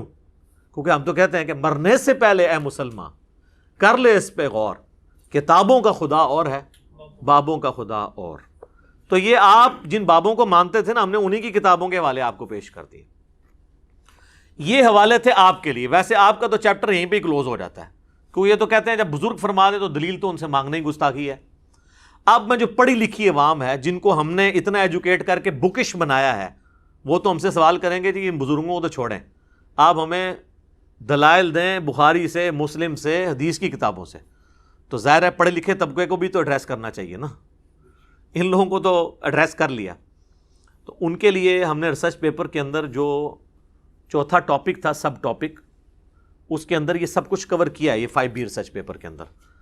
تو وہ سارا کچھ تو ایک نشست میں کرنا مشکل ہے. میں چند ایک چیزیں اس میں سے کور کر دیتا ہوں اسی ایک ٹاپک سے ریلیٹڈ. اس کی وجہ یہ ہے کہ یہ دوبارہ شاید میں اس کو پھر ریکارڈنگ میں نہ لے کر آؤں. روزانہ تو اس طرح کی باتیں نہیں ہو سکتی. اب یہ محرم بھی چل رہا ہے اور ایک ایشو بھی اٹھا ہوا ہے، تو میں جلدی اس کو کور کرتا ہوں، ایک پوری ڈاکٹرن آپ کے سامنے رکھتا ہوں. لیکن اس سے پہلے ایک دفعہ درود پڑھ لیں. اللہم صلی علی محمد وعلی آل محمد کما صلیت علی ابراہیم وعلی آل ابراہیم انک حمید مجید. اللہم بارک علی محمد وعلی آل محمد کما بارکت علی ابراہیم وعلی آل ابراہیم انک حمید مجید. آمین. سب سے پہلے تو بخاری اور مسلم کی وہ حدیث کہ نبی صلی اللہ علیہ وآلہ وسلم نے فرمایا کہ میرے صحابہ کو گالی مت دو. اچھا، یہ لفظ صحابہ بھی بول سکتے ہیں، صحابہ بھی بول سکتے ہیں. عربی میں یہ دونوں مستعمل ہیں، زیر کے ساتھ بھی زبر کے ساتھ. اگر تم احد پہاڑ کے برابر سونا بھی خیرات کر دو، میرے صحابی نے جو ایک مد 600 گرام آلموسٹ آدھا کلو خیرات کیا تھا، تم اس کو بھی نہیں پہنچ سکتے، اس کے آدھے کو بھی نہیں پہنچ سکتے. احد پہاڑ کئی کلومیٹرز پہ پھیلا ہوا وہ سونے کا ہو اور تم اللہ کی راہ میں خرچ کرو اور میرا صحابی ایک پاؤ بھی گندم خیرات کر دے، وہ وزنی ہے، کیونکہ اس نے نبی علیہ السلام کا ساتھ دیا مشکل وقت میں. اب اسی حدیث کا ایک تلخ پہلو ہے کہ یہ حدیث بھی یہ لوگ آدھی پیش کرتے ہیں، یہ اس قابل ہی نہیں ہے کہ یہ حدیث بھی پوری پیش کر سکیں، کیونکہ اس میں قیامت مضمر ہے. یہ پوری حدیث صحیح مسلم کے اندر ہے. بخاری میں اس کا نمبر ہے 3673، مسلم میں 6488. اس میں الفاظ ہیں، ابو سعید خدری کہتے ہیں ایک دفعہ جھگڑا ہوا تو حضرت خالد ابن ولید نے جذبات میں آ کے عبد الرحمن بن عوف کو گالیاں دے دی. نبی علیہ السلام تک شکایت پہنچی تو آپ نے حضرت خالد ابن ولید کو ڈانٹا کہ تم میرے صحابہ کو گالی مت دو، اب تم لوگ اگر احد پہاڑ کے برابر سونا بھی خیرات کر دو نا، عبد الرحمن بن عوف کا مقابلہ نہیں ہو سکتا. یہ تو بعد میں صحابہ جو بنے تھے ان کو کہا گیا کہ آپ بڑے سینئر صحابہ کو برا نہ کہو. ہم لوگوں کو تو آٹومیٹکلی پہنچ گیا یہ میسج، لیکن جہاں طویل خاص کے اعتبار سے تھا وہ انہوں نے آدھا پیش کیا، آدھی حدیث میرے صحابہ کو گالی مت دو. وہی بات ہے علماء یہود والا کردار، افتؤمنون ببعض الکتاب. یہ حدیث کا حصہ کیوں انہوں نے چھپایا؟ اس لیے چھپایا کہ اگر یہ حصہ سامنے آتا تو لوگوں نے سوال کرنا تھا کہ یہ نبی علیہ السلام نے تو صحابہ کو ہی منع کیا تھا کہ سینئر صحابہ کو گالی نہیں دینی، تو جو سینئر ترین صحابی ہیں خلفائے راشدین میں سے مولا علی، ان کو جو سب و شتم کرے گا اس کے بارے میں پھر شرعی حکم کیا ہوگا؟ ویسے پبلک کو انہوں نے کرایا صحابہ کو گالی دینے والا کافر ہے، ہماری ویڈیو سے پہلے. اب کہتے ہیں نہیں وہ گناہ کبیرہ ہے. اب کیوں نہیں کفر رہا؟ کیونکہ ان کو پتا چلا کہ تو کفر کہاں تک جائے گا. جن کو بچانے کے لیے سب کچھ کر رہے ہیں سب سے پہلے ان پہ لوٹے گا کفر. تو انہی کو بچانے کے لیے انہوں نے حدیث بھی آدھی بیان کی. تو انو میرے صحابہ کو گالی مت دو، آندہ کو مولوی بیان کریں، ان کو پوری حدیث پڑھ. صحیح مسلم 6488. صحیح بخاری میں ایک حدیث ہے، اما عائشہ کہتی ہیں 1393 نمبر حدیث، کہ نبی علیہ السلام نے فرمایا مردوں کو گالی مت دو، وہ اپنے انجام کو پہنچ چکے. یعنی جو بندہ مر گیا نا آپ اس کو گالی نہیں دے سکتے، کیونکہ آپ تو اللہ کے پاس جا چکے ہیں. اچھے اعمال کیے تو ان کا فائدہ مل رہا ہوگا اور برے اعمال کو بھگت رہا ہوگا. یہ میں نے ایک پورا مقدمہ بنایا ہے ایک بعد کے ٹاپک کے لیے، یہ احادیث جمع کر کے، تاکہ آپ کو پتا چلے کہ اگر سیدنا علی رضی اللہ تعالیٰ عنہ فوت ہو گئے تھے تو اس کے بعد تو ان پہ سب و شتم کرنا اس سے بڑا جرم تھا. دیکھیں زندگی میں آپ اختلاف رائے میں جذباتی ہو کے ایک دوسرے کو گالی بھی دے سکتے ہیں. صحیح بخاری اور مسلم دونوں میں آتا ہے. مسلم میں ذرا ڈیٹیل ہے، حضرت عباس اور حضرت علی کا جھگڑا ہوا جو اکثر ناسبی پیش کرتے ہیں، ان کے پاس رہنے کو ایک ہی بات رہ گئی ہے. تو حضرت عباس جذباتی ہو گئے اور ظاہر چچا بھی لگتے تھے حضرت علی کے. انہوں نے حضرت علی کو کچھ نازیبا الفاظ بول دیے. وہ کہتے ہیں دیکھیں جی یہ تو بنو ہاشم کے اندر سے سلسلہ شروع ہوا ہے جو ہے صحابہ پہ سب و شتم کرنے کا. ایک واقعہ پکڑا ہوا ہے. یہ تو آمنے سامنے جھگڑا ہوا، یہ تو معاملہ ہی اور ہے. مرنے کے بعد آپ کا غصہ ہی ٹھنڈا نہ ہو، آپ 60 سال تک گالیاں نکالتے رہیں، تو اس پہ تو آپ کو ذہنی مریض ہی کہا جا سکتا ہے. اور لوگ یہ بھی کہتے ہیں یار وہ جب تلواریں اٹھ گئی تو گالی تو پھر چھوٹی چیز ہے. نہ سر، تلواروں کے مقابلے میں گالی چھوٹی چیز اس وقت ہے جب دو بدو ہو. جب ایک بندہ مر جائے، مرنے کے بعد تو دشمن کا بھی ذکر لوگ طریقے سے کرتے ہیں. مرنے کے بعد ممبروں پہ مسجد کے اندر اس پہ لانتیں کروائی جائیں تو یہ اس کے خلاف تلوار اٹھانے سے بڑا جرم ہے. یہ تو آپ کے خود اپنے نفسیاتی مریض ہونے کا ثبوت ہے اور اخلاقیات کے ایک پست ترین لیول پہ ہونے کا ثبوت ہے اگر آپ یہ حرکت کرتے ہیں. تو یہ اپنے ویٹیج میں اس سے بڑا جرم ہے تلوار اٹھانے سے. وہ تو ایک واقعہ ہوا، وہ تو صحیح مسلم میں حدیث ہے، چچا باپ کی مثل ہوتا ہے. تو حضرت علی کے باپ کی حیثیت سے تھے حضرت عباس. باپ اگر اپنے بیٹے کو غصے میں گالی دے لے اور ایک دفعہ دے لے، یہ تو نہیں کہ حضرت عباس جو ہیں وہ روزانہ ممبر پہ چڑھ جاتے تھے اور حضرت علی پہ سب و شتم کرتے تھے، پھر آگے ان کی اولاد بھی وہ حضرت علی کی وفات کے بعد بھی اپنے باپ کے اس واقعے کو یاد کر کر کے تو جناب ممبروں پہ لعنت کیا کر. نعوذ باللہ. یعنی وہ کہانی کرائیں جو آپ ایکسیپٹ کریں. اس لیے دیکھیں پڑھا لکھا طبقہ کہتا ہے یار علماء میں تو کامن سینس بھی نہیں ہے. پھر کہتے ہیں علماء کی عزت نہیں ہے. یار آپ اپنی عزت کروائیں نا. تو یہ دو چیزوں کو آپ مکس کرتے ہیں. میں ساتھ ساتھ نا ہر چیز کلیئر کر رہا ہوں. کوئی چیز رہ گی نا آپ نے اینڈ پہ مجھے یاد کرا دیں. تسی بھی بڑے ایکسپرٹ ہو تو میں کوشش کریں کوئی شہر ہوئے نا کوئی دوبارہ تو ریکارڈنگ نہیں میں نے کروانی. اچھا بخاری اور مسلم دونوں میں حدیث ہے. بخاری میں 6788، مسلم میں 4410. ایک فاطمہ نامی عورت کی چوری کا مقدمہ حضور کے پاس آیا. لوگوں نے سفارش کے لیے اسامہ بن زید کو بھیج دیا. اونچے خاندان سے تھی. نبی علیہ السلام کو جلال آیا. آپ نے مسجد میں ممبر رکھا اور آپ نے خطبہ دیا. آپ نے فرمایا تم سے اگلی قومیں اس لیے ہلاک ہوئیں کہ ان کے اشرافیہ کے لیے الگ قوانین اور عام لوگوں کے لیے الگ ہوتے تھے. اللہ کی قسم میری بیٹی فاطمہ بھی چوری کرتی تو میں اس کے بھی ہاتھ کٹواتا. یہ نبی علیہ السلام نے بتایا کہ جب کوئی جرم کرے گا نا پھر یہ نہیں دیکھا جائے گا کہ وہ فاطمہ بنت محمد ہے یا وہ عام فاطمہ ہے. جو جرم کرے گا وہ مجرم ہوگا. تو اگر سیدہ فاطمہ کے بارے میں نبی علیہ السلام یہ بات کہہ رہے ہیں تو جو لوگ فتح مکہ پر معافی مانگ کر مسلمان ہوئے یا طلقاء ہیں اگرچہ وہ صحابی ہیں ان کا مرتبہ تو بہت نیچے ہے نا سیدہ فاطمہ کے مقابلے میں. وہ اگر کوئی غلط چیز کریں گے تو نبی علیہ السلام کا حکم ان پہ بھی ہے جسے فٹ اسے گفٹ. اس سے بھی بڑھ کر جامعہ ترمذی کے اندر حدیث موجود ہے 824. شیخ البانی شیخ زبیر علی دونوں صحیح کہتے ہیں. اہل حدیث کے ہر ممبر سے بیان ہوتی ہے کہ اہل شام میں سے ایک شخص آ کے عبداللہ بن عمر سے پوچھتا ہے یہ حج تمتع جائز ہے؟ وہ کہتے ہیں جائز. تو سنت ہے نبی علیہ السلام نے جاری کیا. ان کا آپ کے والد تو منع کرتے تھے. انہوں نے کہا کہ بتاؤ اگر کسی کام کو رسول اللہ جاری کریں صلی اللہ علیہ وآلہ وسلم اور میرا والد اس کی مخالفت کرے تو میرے باپ کی بات مانی جائے گی یا نبی صلی اللہ علیہ وآلہ وسلم کی؟ اس نے کہا نبی علیہ السلام کی. تو آپ فرمایا کہ نبی علیہ السلام حج تمتع کا حکم دیتے تھے تو اب کسی اور کے سرٹیفکیٹ کی ضرورت نہیں ہے. اب آ جائیں میرے بھائیو اس ٹاپک کی طرف. بخاری مسلم میں جو احادیث ہیں سب و شتم کے اوپر میں بنیاد ہی کلیئر کر دوں. مفتی تقی عثمانی صاحب میرے لیے بہت قابل احترام ہیں لیکن انہوں نے اپنی عوام کو اپنے فالورز کو ایک پٹی پڑھا دی کہ یہ جو سب کا لفظ ہے نا اس کا مطلب گالی نہیں ہمیشہ ہوتا تنقید بھی ہوتا ہے. تو پہلے تو میں پھکی والا جواب دیتا ہوں کہ کیا حضرت علی پہ تنقید کرنا ثواب کا کام ہے؟ کیا خلیفہ راشد کے خلاف ایک دوسرے بندے کا تنقید کرنا اور اس سے بغاوت کرنا اور اس کی بیعت نہ کرنا یہ ثواب کا کام ہے؟ آپ تنقید بھی مانا لے لیں تب بھی بات کہاں تک جائے گی؟ کیونکہ جو حدیث ہے نا ابو داؤد ترمذی ابن ماجہ میں علیکم بسنتی و سنت الخلفاء الراشدین المہدیین اس میں الفاظ ہے تو میرے بعد بہت اختلاف دیکھو گے اور دین میں نئی نئی بدعتوں سے بچنا اور میرے خلفاء راشدین اور میری سنت کو پکڑنا. نبی علیہ السلام نے خلفاء راشدین کے مخالفین کو بدعت پر کہا ہے.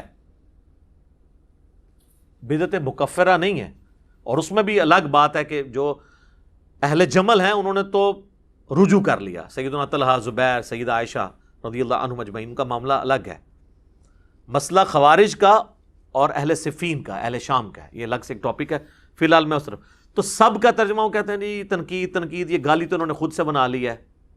اچھا تو سر پھر آپ اس میں بھی کہہ دیا کریں میرے صحابہ کو تنقید مت کرو. وہاں ترجمہ کرتے ہیں سب کا گالی مت دو. ہم یہ کہتے ہیں کہ سب کا ترجمہ مسلم میں خود ہوا ہے.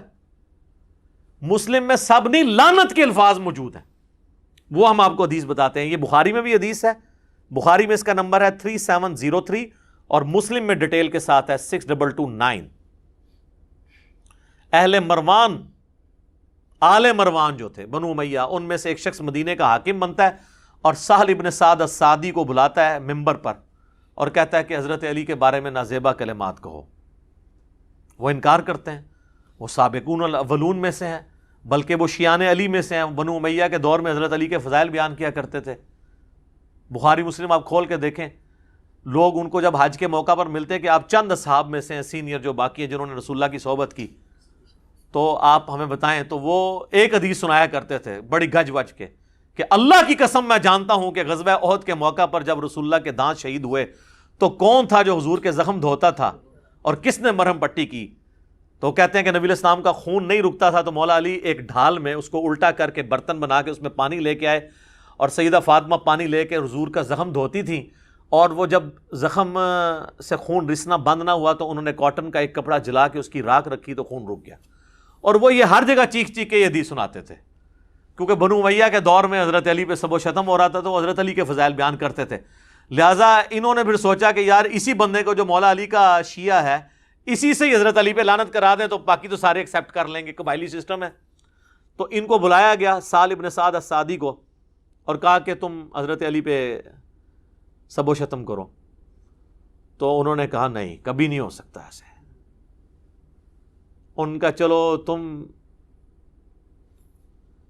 اگر یہ نہیں کہہ سکتے لعن اللہ ابا التراب کہہ دو. نعوذ باللہ. یہ الفاظ ہیں مسلم 6229 ابو تراب علی ابن ابی طالب پر لعنت. نعوذ باللہ. ابو تراب کا مطلب ہے مٹی والا، اور یہ نام بنو امیہ حقارت سے لیتے تھے، مٹی والا، ہم بھی کسی کو کہیں گے مٹی والا۔ اس پہ پھر سہل ابن سعد نے کہہ لگایا، انہوں نے کہا تم تو حضرت علی کی تنقیص کرتے ہو ابو تراب کہہ کے، بنو امیہ جب ابو تراب کے تو آپ سمجھیں گے وہ تحقیر سے کہہ رہے ہیں، جبکہ حضرت علی سب سے زیادہ اس نام سے خوش ہوتے تھے۔ ان کے اچھا یہ پھر نام کیسے پڑا؟ انہوں نے کہا ایک دفعہ سیدنا علی اور سیدہ فاطمہ کا میاں بیوی ہونے کے ناطے ایک اختلاف ہوا، تو حضرت علی ناراض ہو کے گھر سے نکل کے، اچھے خاوند ایسے ہی ہوتے ہیں، بیویوں سے جھگڑا ہو تو بیویوں کو نکالنے کے بجائے چپ کر کے سٹ سٹ کے باہر نکل جاؤ، ہم بھی ایسے ہی کرتے ہیں۔ اچھا نبی الاسلام آئے تو آپ نے فاطمہ سے پوچھا، سیدہ فاطمہ سے، علی کدھر ہے تیرے چچا کا لڑکا؟ ویسے تو حضرت علی رشتے میں چچا لگتے تھے، لیکن ظاہر اب رشتہ ہو چکا تھا اس لیے چچا کا لڑکا کہا، تو انہوں نے کہا اس طرح ناراض ہو کے چلے گئے۔ تو نبی الاسلام نے ایک صحابی کو بھیجا، ڈھونڈو۔ سیدنا علی مسجد میں لیٹے ہوئے اور مٹی میں، واپس آ کے نبی الاسلام کو بتایا، اب رسول اللہ صلی اللہ علیہ وسلم نے کیا پروٹوکول دیا ہے، یہ آپ کی عظمت ہے کہ آپ جن سے محبت کرتے ہیں ان کو پروٹوکول بھی دیتے ہیں۔ آپ نے یہ نہیں کہا کہ علی کو بلا کے لاؤ، علی نے خود حاضر ہو جانا تھا قدموں میں، آپ خود چل کے گئے، اٹھایا، جسم سے مٹی جھاڑی، کہا اٹھ ابو تراب، اٹھ ابو تراب، اے مٹی میں لپٹنے والے اٹھ۔ سیدنا علی کو یہ اتنا پسند آیا کہ انہوں نے اپنی کنیت ابو الحسن، حالانکہ لوگ انہیں ابو الحسن کہتے تھے، وہ اسے پسند نہیں کرتے تھے، وہ کہتے مجھے ابو تراب کو۔ تو وہ بنو امیہ کہتے ہیں کہ جی آپ ابو تراب بھی کہہ دو، انہوں نے کہا نہیں کہیں گے۔ تو یہ سب کا ترجمہ جو تقی عثمانی صاحب نے آپ کو پڑھایا ہے نا، تھوڑی کتابیں بھی پڑھ لیں، کتابوں پہ بھی غور کر لیں، مرنے سے پہلے اے مسلمان کر لیں اس پہ غور۔ کتابوں کا خدا اور ہے، بابوں کا خدا اور، کتابوں کا دین اور ہے، بابوں کا دین اور، کتابوں کے دین کو فالو کریں۔ اب آ جائیں میرے بھائیوں صحیح مسلم کی اس حدیث کی طرف۔ انٹرنیشنل نمبر کے مطابق ہے 6220، سعد ابن ابی وقاص رضی اللہ تعالیٰ عنہ، یہ آخر میں فوت ہونے والے بدری اصحاب میں سے 56 ہجری میں حضرت معاویہ کے دور میں فوت ہوئے ہیں۔ صحیح مسلم کے الفاظ ہیں کہ حضرت سعد ابن ابی وقاص حضرت معاویہ کے پاس بیٹھے تھے، تو حضرت معاویہ نے ان کو حکم دیا، امر معاویہ سعدن، معاویہ نے سعد کو حکم دیا، تو انہوں نے انکار کیا اور کہا میں ہرگز، پھر اس میں آگے الفاظ ہیں، جب انکار کیا تو حضرت سعد سے حضرت معاویہ نے پوچھا آپ کو کون سی چیز منع ہے کہ آپ ابو تراب پر سب نہیں کرتے؟ یہاں پہ ابو تراب تحقیر کی نیت سے ہے، کیونکہ بنو امیہ ابو تراب۔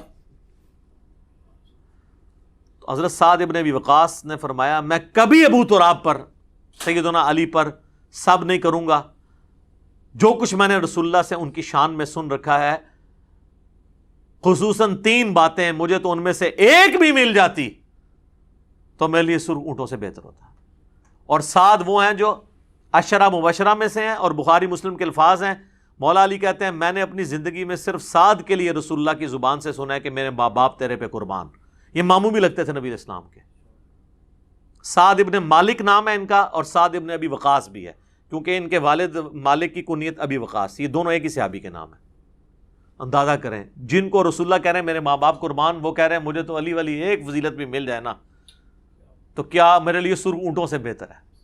اچھا، اب یہاں پہ ناسبیوں نے اور سنیوں کا دفاع کرنے والے اماموں میں سے امام نووی جو کوشش کرتے ہیں، وہ کہتے ہیں جی اصل میں تو حضرت معاویہ کے دور میں لوگ حضرت علی پہ سب و شتم کرتے تھے، ہم مانتے ہیں، تو حضرت یہ جو سعد ابن وقاص کو حضرت معاویہ نے حکم دیا تو وہ کسی اور کام کے لیے بلایا تھا، کوئی اور کام کہہ رہے تھے ان کو نا۔ تو اس کے بعد حضرت معاویہ نے پوچھا آپ کو کون سی چیز مانے ہے کہ آپ حضرت علی پہ سب نہیں کرتے؟ تو وہ کہنا یہ چاہ رہے تھے کہ باقی سب لوگ تو حضرت علی کو گالیاں نکالتے ہیں، آپ کیوں نہیں نکالتے؟ مجھے آپ حضرت علی کے کوئی فضائل سنائیں تاکہ میں ان لوگوں کو قائل کروں۔ ہائے ہائے ہائے، اوے کہانیوں اور بناؤ جیڑی کوئی سنی جائے۔ یقین کریں یہ آپ اپنے کسی 5ویں کلاس کے بچے کو بھی بتائیں گے نا، وہ بھی آپ کے اوپر ہنسے گا کہ یار آپ کے بزرگوں کا یہ علمی لیول تھا، یہ امام نووی اس طرح کی کہانیاں کروا کے گئے ہیں، باقیوں کو تو چھوڑ دیں۔ 7ویں صدی ہجری کے اندر بڑا امام ہے جس نے مسلم کی شرح لکھی اور تبویب کی، باب باندھے. اچھا بہرحال وہ ہمارا معاویہ کے بعد ہے کہ معاویہ نے حکم دیا اور سعد ابن ابی وقاص کہہ رہے ہیں کہ میں کبھی بھی یہ کام نہیں کروں گا، تو اسی کا حکم دیا تھا جو مرضی کر لیں. بہرحال ابن تیمیہ کو داد دینی چاہیے، ابن تیمیہ نے مسئلہ حل کر دیا. ابن تیمیہ نے شیعہ کے رد کے اندر منہاج السنہ لکھی ہے جو اہل حدیث دیوبندی ایون بریلوی بھی پیش کرتے ہیں، اردو ترجمہ بھی ہے اس کا، عربی بھی ہے. انہوں نے شیعہ کے جو اعتراضات نقل کیے ہیں نا ان میں اس مسلم کی حدیث کو بھی نقل کیا ہے. وہ اعتراض تو وہ اس سے خلافت کا رزلٹ نکالتے تھے نا، تو انہوں نے اس کا رد کیا، لیکن انہوں نے نا اس حدیث میں خود سے الفاظ ڈالے ہیں جس سے انہوں نے یہ بتا دیا کہ یہ واقعی یہ تھا. انہوں نے پتا کیا کہا، امر معاویہ بسب سعدا، حضرت معاویہ نے حضرت علی پہ سب کرنے کا حکم دیا. یہاں تو الفاظ تھے نا حکم دیا، سب کے الفاظ انہوں نے سب خود ایڈ کیتا ہے، فلنگ دی بلینکس. تو فابا، تو اس نے انکار کر دیا، حالانکہ یہ الفاظ مسلم میں نہیں تھے، لیکن ابن تیمیہ نے ایڈ کر کے منصف مزاج ہونے کا ثبوت دیا ہے. ایک بار کہہ دینا پھر رحمت اللہ علیہ. ویسے تو میں عموماً کہتا ہوں امام ابن تیمیہ المتوفی 728 ہجری، اس پہ بنتا ہے کہ اللہ کی رحمت ہو. اس کی وجہ سے انہوں نے جو تھوڑی بہت ناسبیت پھیلائی یا زیدیت وہ اللہ تعالیٰ معاف کر دے. یہاں پہ انہوں نے حق گوئی کا ثبوت دیا. آمین. اے بولے جے پرانے انہوں نے دلی چالے تک محبت ہے. اچھا جی، تو حضرت سعد ابن وقاص کہتے ہیں میں کبھی نہیں کروں گا. 3 باتیں مجھے ایک بھی مل جاتی. سن، پہلی بات، غزوہ تبوک کے موقع پر نبی علیہ السلام نے علی کو عورتوں اور بچوں پہ چھوڑا تو رونا شروع ہو گیا. یہ پہلا اور آخری موقع تھا کہ حضور کے ساتھ جنگ میں حضرت علی شریک نہیں، ورنہ ہر جنگ میں تھے. تو حضور علیہ السلام نے ان کو تسلی دی کہ کیا تو اس پہ خوش نہیں ہے کہ تیری میرے ساتھ وہی نسبت ہے جو ہارون کی موسیٰ کے ساتھ، جس طرح حضرت موسیٰ علیہ السلام کو طور پہ کہتے ہارون کو چھوڑ گئے تھے اپنی جگہ، مگر میرے بعد کوئی نبی نہیں، نبوت والا سٹیٹس نہیں. پھر ان کا دوسری فضیلت، غزوہ خیبر کے موقع پر نبی علیہ السلام نے فرمایا کل میں اس شخص کے ہاتھ میں جھنڈا دوں گا جو اللہ اور اس کے رسول سے محبت کرتا ہے، اللہ اور اس کا رسول اس سے محبت کرتے ہیں. ہم پوری رات اس شوق میں نہیں سوئے کہ کون خوش نصیب ہوگا. صبح نبی علیہ السلام نے سیدنا علی کو یہ جھنڈا دیا. اور مسلم میں تو آگے الفاظ ہیں 6222 حدیث میں، یہ کٹھی 2 حدیثیں ہیں. اس میں الفاظ ہیں کہ حضرت ابو ہریرہ کہتے ہیں کہ حضرت عمر کہتے ہیں مجھے پوری زندگی کبھی کسی منصب کی خواہش نہیں ہوئی سوائے اس ایک موقع پر. میری خواہش تھی کہ جھنڈا مجھے ملے لیکن علی کو ملا، الحمدللہ. تو اس کے بعد کہتے ہیں کہ اس میں نا کہ شعب چشم تھا، حضور نے لعاب لگایا، شفا ہوئی، اللہ نے پھر فتح دے دی. اور ان کا تیسری فضیلت سن، جب نجران کے عیسائیوں کا وفد آیا تو نبی علیہ السلام نے ان پہ دلائل تمام کیے، تو اینڈ پہ اللہ تعالیٰ نے حکم نازل کیا، سورہ آل عمران آیت نمبر 61 آیت مباہلہ. تو نبی علیہ السلام نے سیدنا حسن، حسین، فاطمہ اور سیدنا علی کو لیا اور کہا اللہم ہؤلاء اہل بیتی، یہ میرے اہل بیت ہیں. تو اب یہ فضیلت تو بہت بڑی تھی. تو حالانکہ نبی علیہ السلام کی 9 بیویاں تھیں، وہ بھی اہل بیت ہیں، اور قرآن میں آیا تھا عورتوں کو لے آؤ، تو نبی علیہ السلام کسی بیوی کو بھی لا سکتے تھے، لیکن آپ حسن و حسین، سیدہ فاطمہ اور سیدنا علی کو لے کر آئے. تو مجھے ان میں سے کوئی ایک بھی فضیلت مل جاتی نا میرے لیے کافی تھی. اچھا، ویسے تو ٹیکنیکلی ابن تیمیہ نے خود ان کو جواب دیا. اسی حدیث کا ایک طریق اسی سند کے اوپر سنن نسائی الکبریٰ کے اندر موجود ہے، جہاں آپ کو ہر معاملہ کلیئر ہو جائے گا کہ یہ اسی کام کرنے کا وہ کہہ رہے تھے. کیونکہ اس طریق کے اندر آتا ہے کہ پھر ان کا بیٹا کہتا ہے کہ جب میرے باپ سعد ابن ابی وقاص نے حضرت معاویہ کو یہ باتیں سنائی نا، تو جتنے دن حضرت معاویہ مدینہ شریف رہے، رسول اللہ صلی اللہ علیہ وآلہ وسلم کے اس عظیم صحابی اور ان کے داماد سیدنا علی بن ابی طالب کے بارے میں ایک جملہ بھی تنقیص کا اپنی زبان سے نہیں نکالا. تو وہی نکالتے تھے نا. اور ایک طریق اس کا سپورٹیو ابن ماجہ میں بھی ہے، اس میں الفاظ ہیں کہ ایک چوتھی فضیلت بھی بتائی، من کنت مولا فہذا علی مولا. اور اس میں الفاظ ہیں سعد غصے میں آئے اور کہا تو اس کے بارے میں بات کرتا ہے جس کے بارے میں یہ فضیلتیں ہیں. تو غصہ انہی پہ تو کر رہے تھے. اگر وہ فضائل سننا چاہ رہے تھے، آپ آئیں نا ہم سے آ کے فضائل سنیں نا، کہ حضرت علی کے کو فضائل سنائیں، ہم آپ کو کھانا بھی کھلائیں گے. غصہ تو نہیں آپ پہ کریں گے. غصہ ہم جن پہ کرتے ہیں انہی پہ کرتے ہیں، آپ کو پتہ ہے. تو کوئی بات کرنے والی کریں.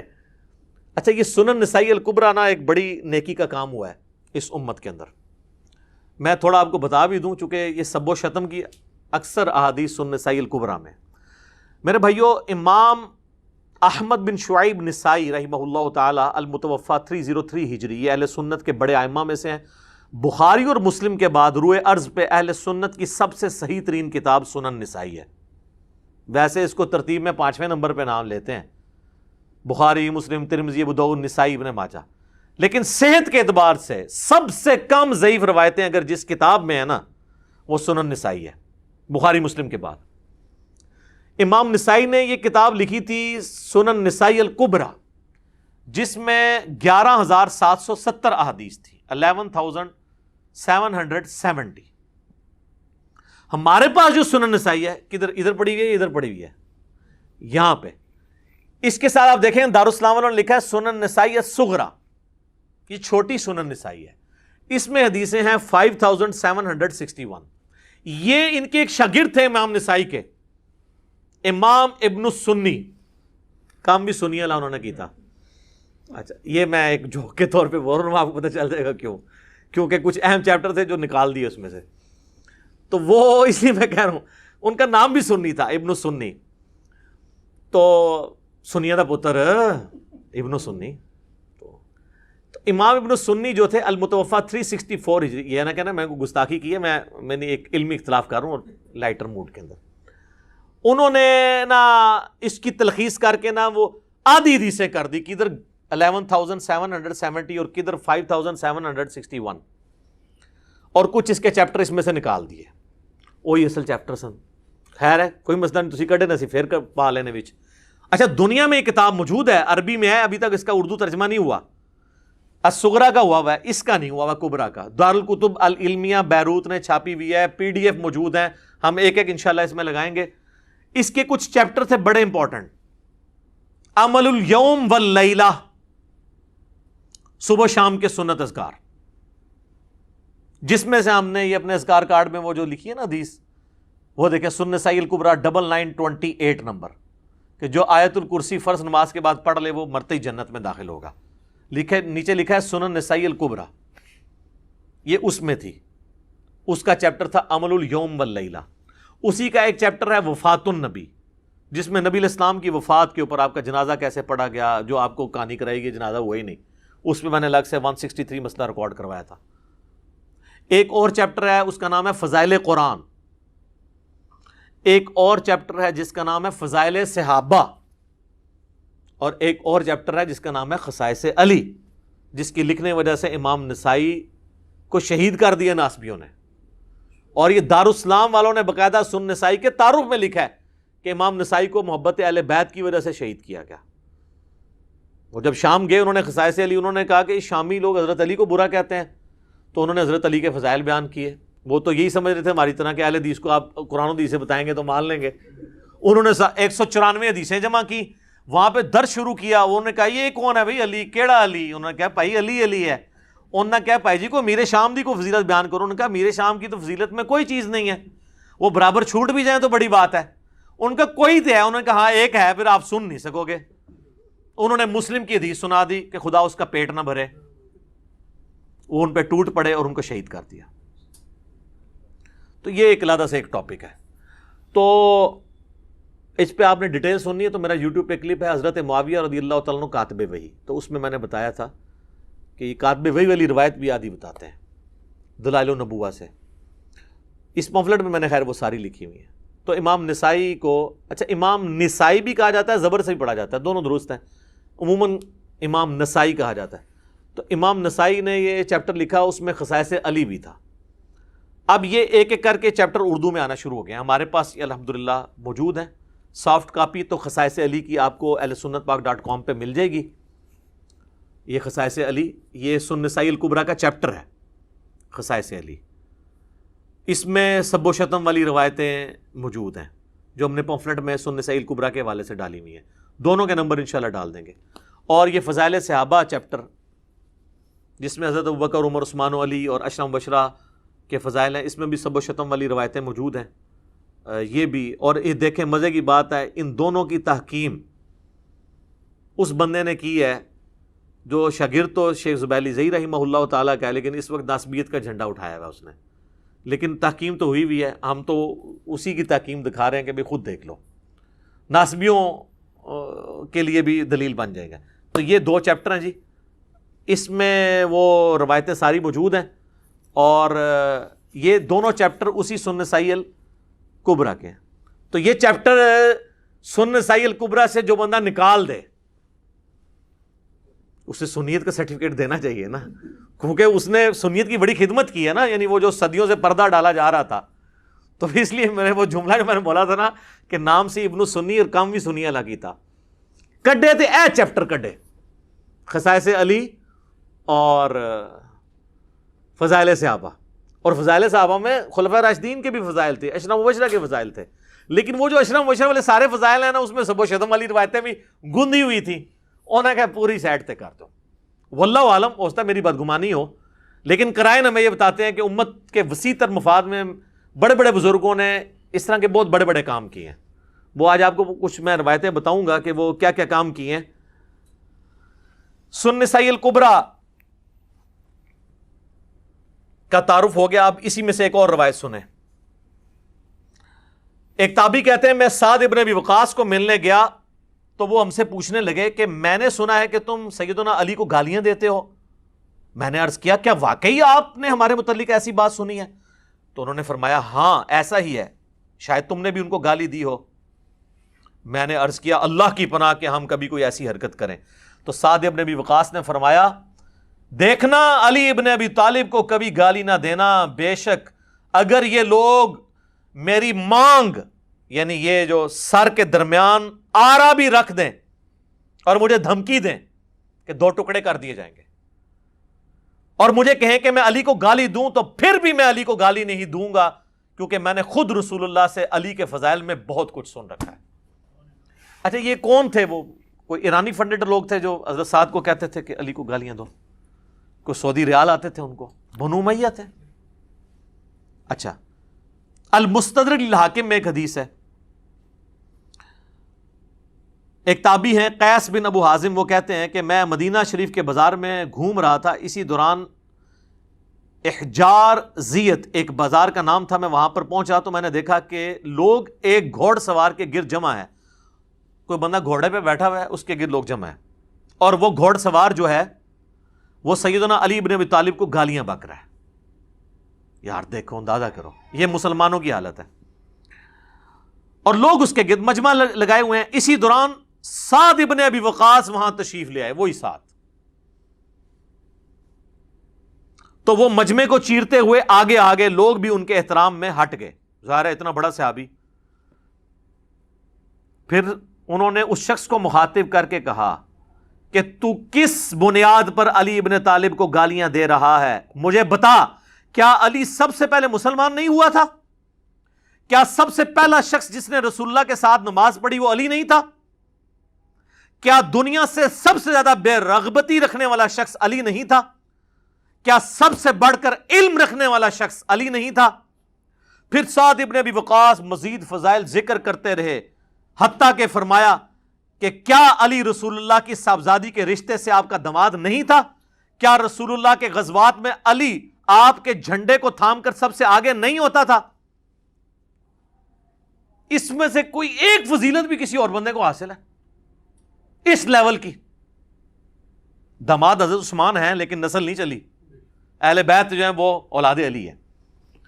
پھر حضرت صاحب نے اپنا منہ قبلے کی طرف کیا اور دونوں ہاتھ اٹھا کر کہا اے اللہ، یہ شخص تیرے ولیوں میں سے ایک ولی کو گالیاں بک رہا ہے، اس ہجوم کے منتشر ہونے سے پہلے اپنی قدرت کا مظاہرہ دکھا۔ سیدنا قیس بن ابو حازم کہتے ہیں ہم ابھی منتشر بھی نہ ہوئے تھے کہ اس گستاخ کی سواری نے اس کی سواری زمین میں دسنے لگی، تو اس سواری نے اس کو زمین پر پٹخ دیا، اس کی کھوپڑی ایک پتھر پر جا کر لگی اور وہیں پر اس کا بھیجا باہر نکل آیا اور وہ مر گیا۔ اذانیں شروع ہو چکی ہیں انشاءاللہ، بقیہ کی احادیث اذانوں کے وقفے کے بعد صلی اللہ علیہ وآلہ وسلم۔ ہاں جی جناب، اگلی حدیث سنن ابی داؤد سے ہے، انٹرنیشنل نمبر ہے اس کا 4648۔ یہ وہ عشرہ مبشرہ والی حدیث، 10 جنتی صحابہ ایک مجلس میں۔ اب دیکھیں یہ حدیث بھی یہ لوگ پوری نہیں بیان کر سکتے. جو میں آپ سے کہہ رہا تھا نا کہ یعنی پردہ ڈالا جاتا ہے، تو اس میں بھی آپ دیکھیں امام ابو داؤد نے ان لوگوں کے نام چھپا لیے ہیں جو بیچ میں تھے اور فلاں فلاں کر کے بات کی ہے. الفاظ دیکھیں، عبداللہ بن ظالم تابعی بیان کرتے ہیں کہ جب فلاں شخص کوفے میں آیا تو اس نے فلاں شخص کو خطیب مقرر کیا. یار وہ جو آئے ہیں وہ بندے کا نام ہی ہوئے گا نا. ٹھیک ہے، وہ پھر سنن نسائی الکبریٰ کا جو چیپٹر ہے اس میں آپ کو کھلے گا، جو چیپٹر امام ابن السنی نے نکالا تھا. پتہ چلا وہ کیوں نکالا تھا چیپٹر؟ تاکہ یہ فلاں فلاں والا بھی معاملہ اب، لیکن امام نسائی کا یہ چیپٹر تو آ چکا ہے نا جی، عربی میں تو پہلے سے تھا. یہ دونوں سسپینس ہیں، یہ فلاں فلاں کون تھا وہ اگلی روایت میں. ابھی آپ مزہ لیں اس کا. وہ کہتے ہیں جب فلاں شخص آیا تو پھر سیدنا سعید ابن زید نے میرا ہاتھ پکڑا، حضرت عمر کا بہنوئی. اس ظالم کو دیکھ رہے ہو؟ کس کو ظالم کہہ رہے ہیں؟ جو حضرت علی پہ سب و شتم کر رہا ہے. ٹھیک ہے،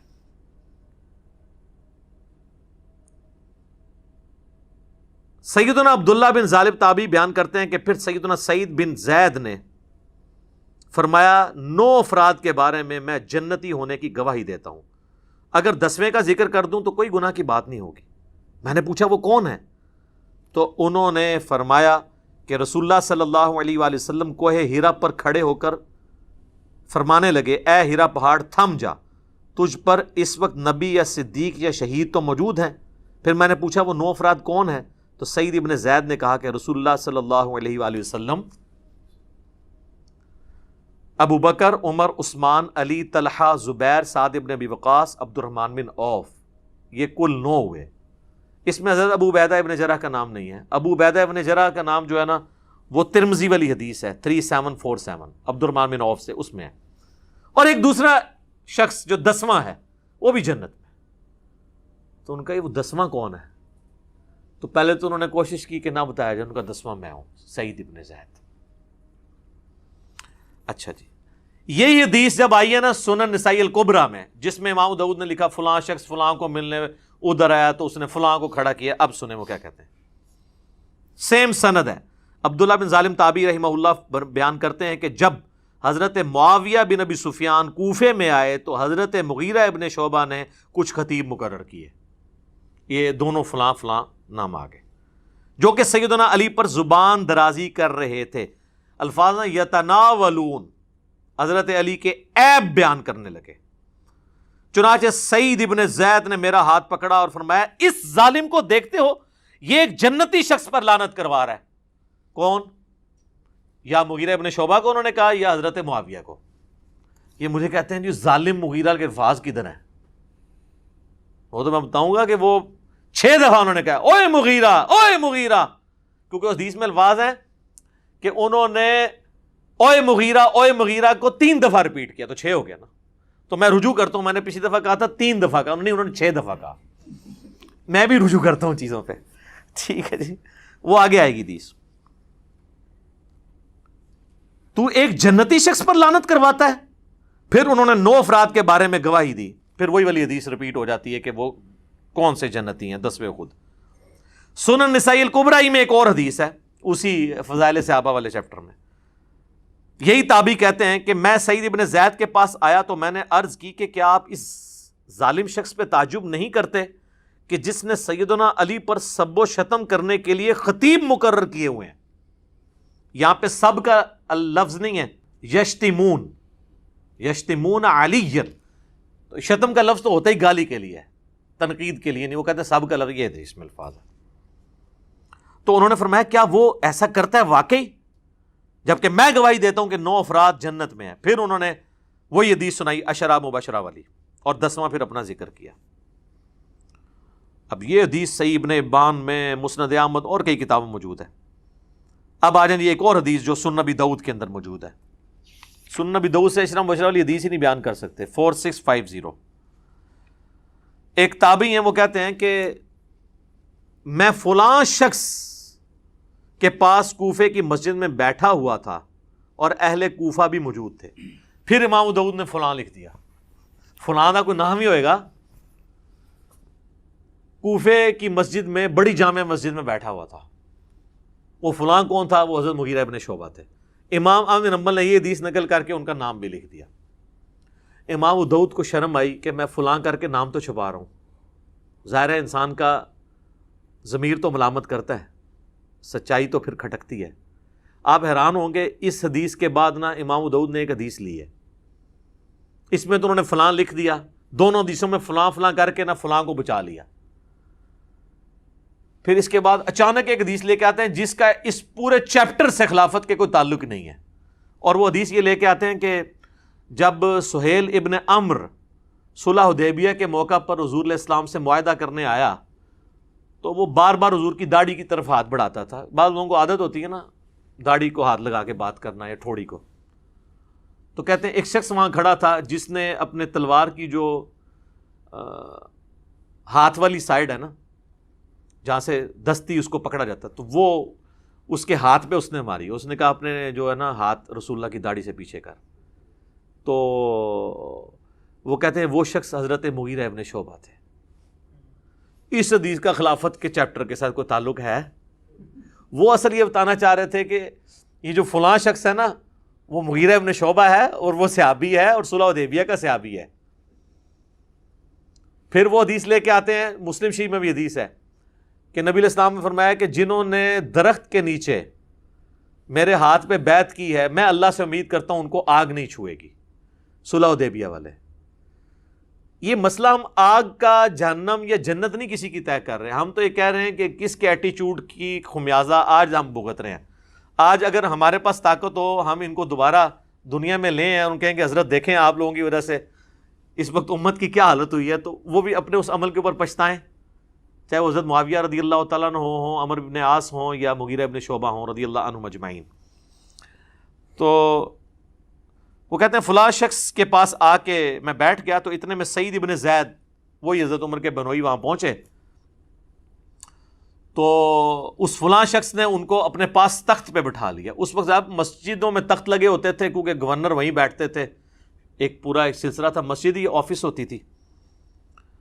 ان کا استقبال کیا. اتنے میں ایک شخص جس کا نام قیس بن علقمہ تھا وہاں پر آیا تو حضرت مغیرہ ابن شعبہ, یعنی یہاں تو انہوں نے لکھا فلاں نے اس کا بڑا استقبال کیا اور اس نے مسلسل گالی گلوچ شروع کر دی. جس نے یہاں بھی ہو گئی, بوڑھوں کو عادت ہوتی ہے نا, وہ جو ساتھ بیٹھے ہوتے ہیں ان کو پتا ہوتا ہے کہ کس کو گالیاں نکال رہا ہے. نیا بندہ پوچھتا ہے کیوں لگے آئے, چاہے وہ کبھی حکمران کو نکال رہا ہو کسی مولوی کو, تو ساتھ کے لوگ تو جانتے ہیں. تو اس نے صرف سیدھی گالیاں نکالی, فلانا یہ اس پہ لعنت, یہ نام لیے بغیر. تو حضرت سعید ابن زید نے کہا یہ کس کو گالیاں نکال رہا ہے؟ تو انہوں نے کہا یہ علی ابن ابی طالب کو نکال رہا ہے. یہ فلاں نے جب کہا, فلاں کون؟ مغیرہ ابن شعبہ, مسند احمد میں آ جائے گا آگے. اللہ اکبر. اب ادھر تو فلاں ختم نہیں ہو سکتا تھا نا, یہاں پہ الفاظ ہیں. سعید ابن زید نے فرمایا میں دیکھ رہا ہوں کہ تمہارے سامنے اصحاب رسول کو گالیاں دی جاتی ہیں اور تم اس کو نہ تو برا سمجھتے ہو نہ ان لوگوں کو روک رہے ہو, حالانکہ میں نے خود رسول اللہ سے یہ بات سنی تھی اور میں اس بات سے ڈرتا ہوں کہ میں کوئی ایسی بات رسول اللہ کی طرف منسوب کروں جو آپ نے نہ فرمائی ہو اور قیامت والے دن رسول اللہ مجھ سے پوچھ لیں کہ تو نے مجھ پہ جھوٹ کیوں باندھا تھا. وہ کہہ رہے ہیں میں تو ڈرتا ہوں, میں نے خود رسول اللہ سے یہ سنا تھا کہ ابو بکر جنت میں ہے, عمر جنت میں ہے, عثمان جنت میں ہے, علی جنت میں ہے, طلحہ جنت میں ہے, زبیر جنت میں ہے, سعد ابن ابی وقاص جنت میں ہے, عبد الرحمن بن عوف بھی جنت ہے, اور میں 10ویں کا نام بھی بتا سکتا ہوں. پھر حضرت سعید ابن زید خاموش ہو گئے. مسجد میں آوازیں بلند ہونا شروع ہو گئیں کہ وہ 10واں شخص کون ہے. تو انہوں نے فرمایا وہ 10واں شخص میں ہوں, سعید ابن زید. اللہ. پھر فرمایا تم سب سن لو, رسول اللہ کی مائیت میں کسی صحابی کا چہرہ غبار آلود ہونا تم میں سے کسی کے سارے عمر کے نیک اعمال کرنے سے بہتر ہے, خواہ اسے سیدنا نوح علیہ السلام جتنی عمر ہی کیوں نہ دے دی جائے. یہ آپ کو حدیثیں تو بیان کرتے ہیں, آپ کو یہ نہیں بتاتے یہ حدیثیں کن لوگوں کو سنائی جاتی تھی, جن لوگوں کا آپ دفاع کر رہے ہیں, اور جن کے فضائل آپ کو سنانے چاہیے ان کے فضائل سنانے کو آپ رافضیت کہتے ہیں. تو پھر سب سے بڑے رافضی تو سعید ابن زید ہوئے, نعوذ باللہ. یہی حدیث پھر مسند احمد میں میں نے پورا اس کا ایک طریق نقل کیا، اس میں الفاظ موجود ہیں، اور اس میں الفاظ ہیں جب وہ گالیاں دیتا ہے نا وہ قیس بن علقمہ، تو حضرت سعید ابن زید غصے میں کہتے ہیں اوئے مغیرہ، اوئے مغیرہ، اور حدیث کے الفاظ ہیں وہ 3 دفعہ کہتے ہیں، یعنی 6 ہو گئے. تو کہتے ہیں یہ کہاں؟ وہ کہتے ہیں جی صحابی سے اس طریقے سے تو نہیں بات کر سکتا تھا. یار حضرت علی پہ لعنت ہو رہی ہو تو یہ کہا جائے گا کہ پیارے مغیرہ بھائی جان یہ کیا کر رہے ہیں آپ؟ آگ ہی لگے گی نا ایک سابقون الاولون میں سے سعید ابن زید کو.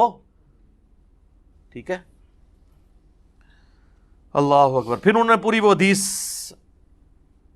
بیان کر دی.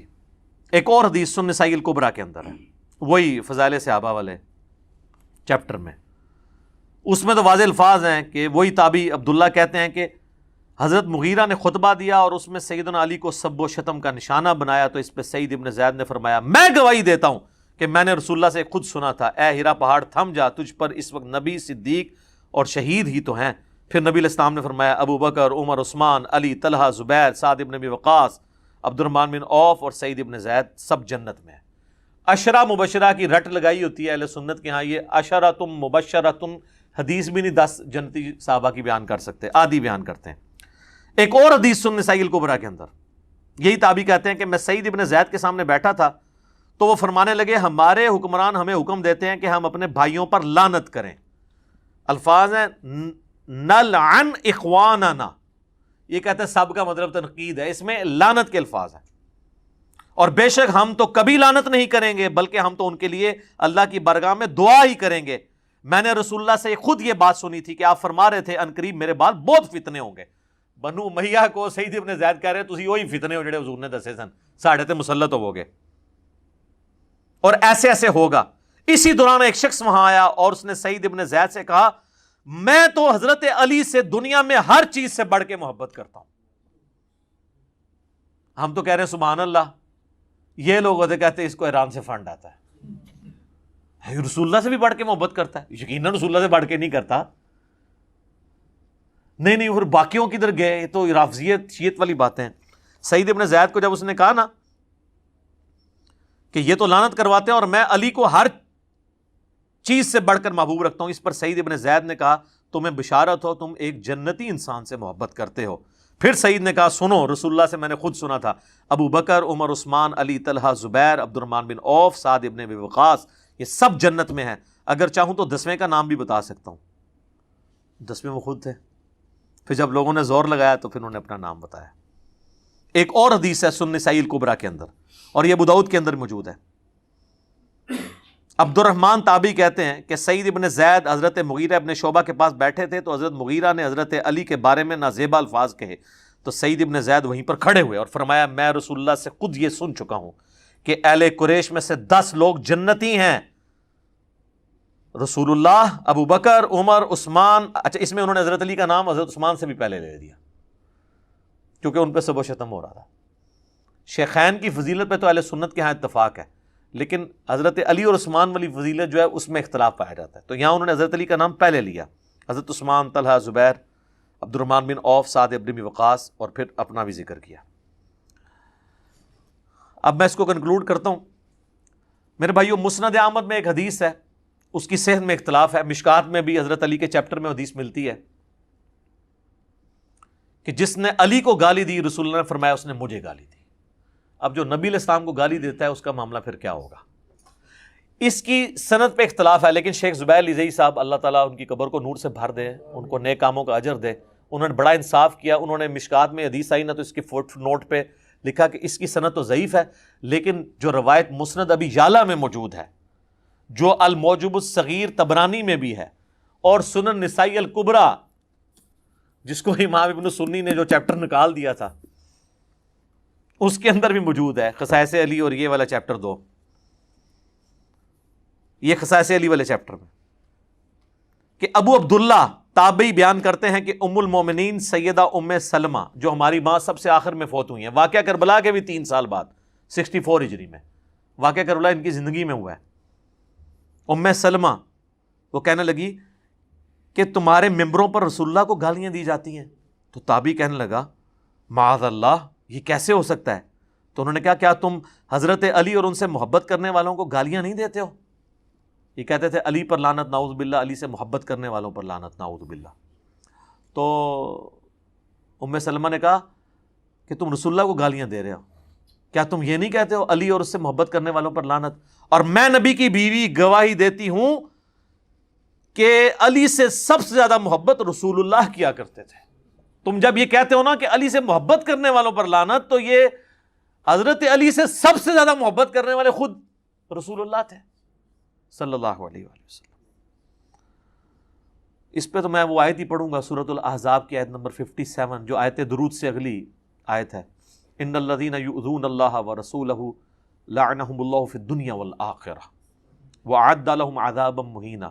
بے شک جو لوگ اللہ اور اس کے رسول کو تکلیف دیتے ہیں ان پر اللہ کی لعنت ہے، دنیا میں بھی اور آخرت میں بھی، اور اللہ تعالیٰ نے ان کے لیے ذلیل و خوار کر دینے والا عذاب تیار کر رکھا ہے، والعیاذ باللہ تعالیٰ۔ اللہ کی لعنت ہے جو یہ حرکت کر رہے ہیں، ہم لعنت نہیں بھیجتے، ہمیں نبی الاسلام نے اس سے منع کیا ہے۔ ہم جھوٹے کو بھی ڈائریکٹ نہیں کہیں گے کہ تو لعنتی ہے، ہم یہ کہیں گے تیرے اس عمل کی وجہ سے تو لعنت کا مستحق ہوا۔ یہ ایک شرعی مسئلہ آپ یاد رکھیں۔ ہمارا جو اختلاف ہے نا روافظ کے ساتھ، غالی شیعوں کے ساتھ، وہ یہ ہے کہ آپ لعنت آپ نہ بھیجیں، جس نے کیا وہ خود بھگتے گا، اور جو فوت ہو چکا وہ اپنے انجام کو ویسے ہی پہنچ چکا، ضرورت ہی نہیں ہے۔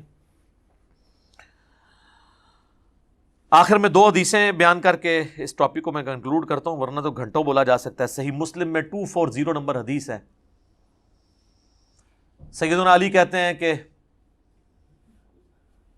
اس رب کی قسم جس نے دانے کو پھاڑ کر اناج کو اگایا اور مخلوقات کو پیدا کیا، نبی امی نے مجھ سے یہ عہد لیا تھا کہ اے علی، صرف مؤمن ہی تجھ سے محبت رکھے گا اور صرف منافق ہی تجھ سے بغض رکھے گا۔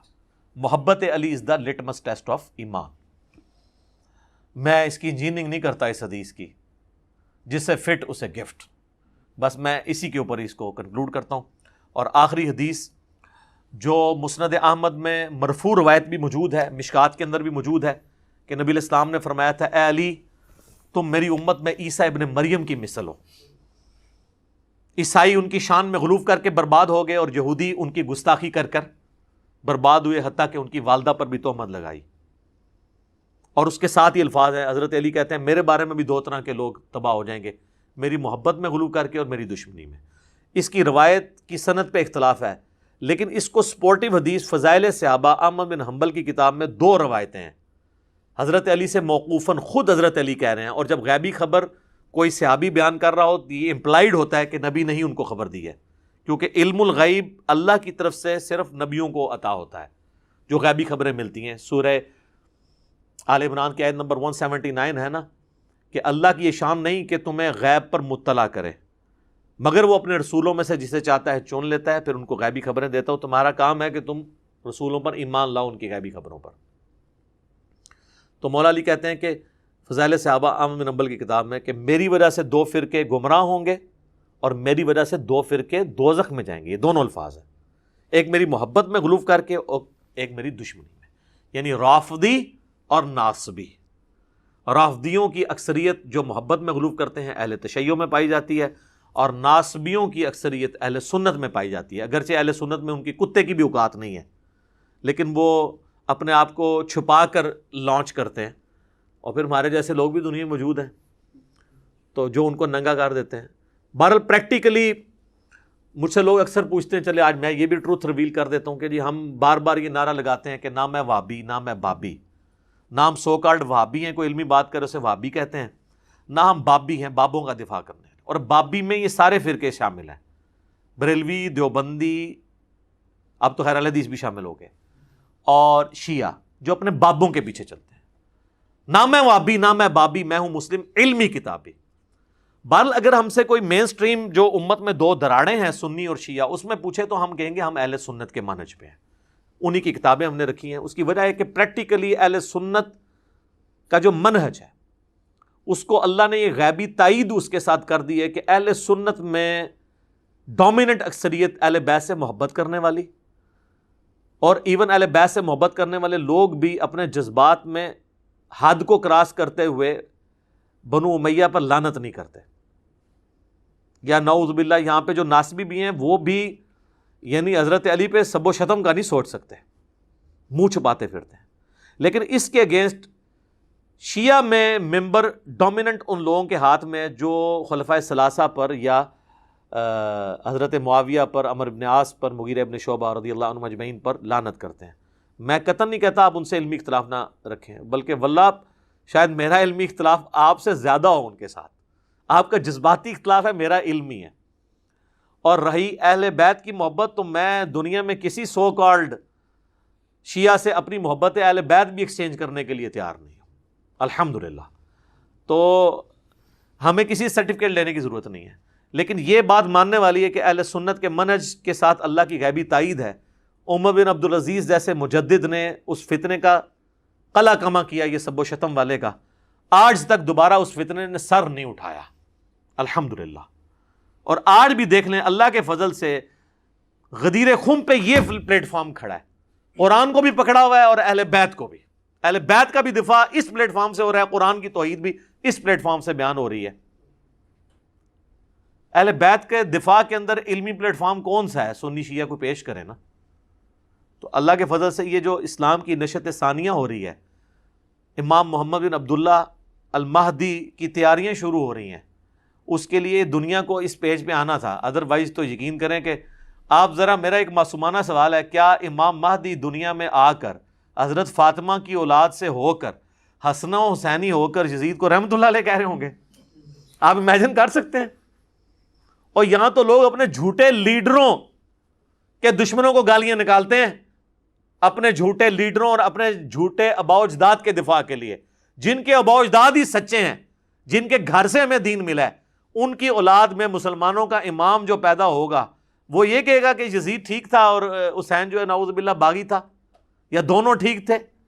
یا وہ یہ کہے گا کہ مولا علی نے جنگ جمل صفین اور نہروان جو باغیوں کے خلاف لڑی ہے وہ غلط لڑی ہے.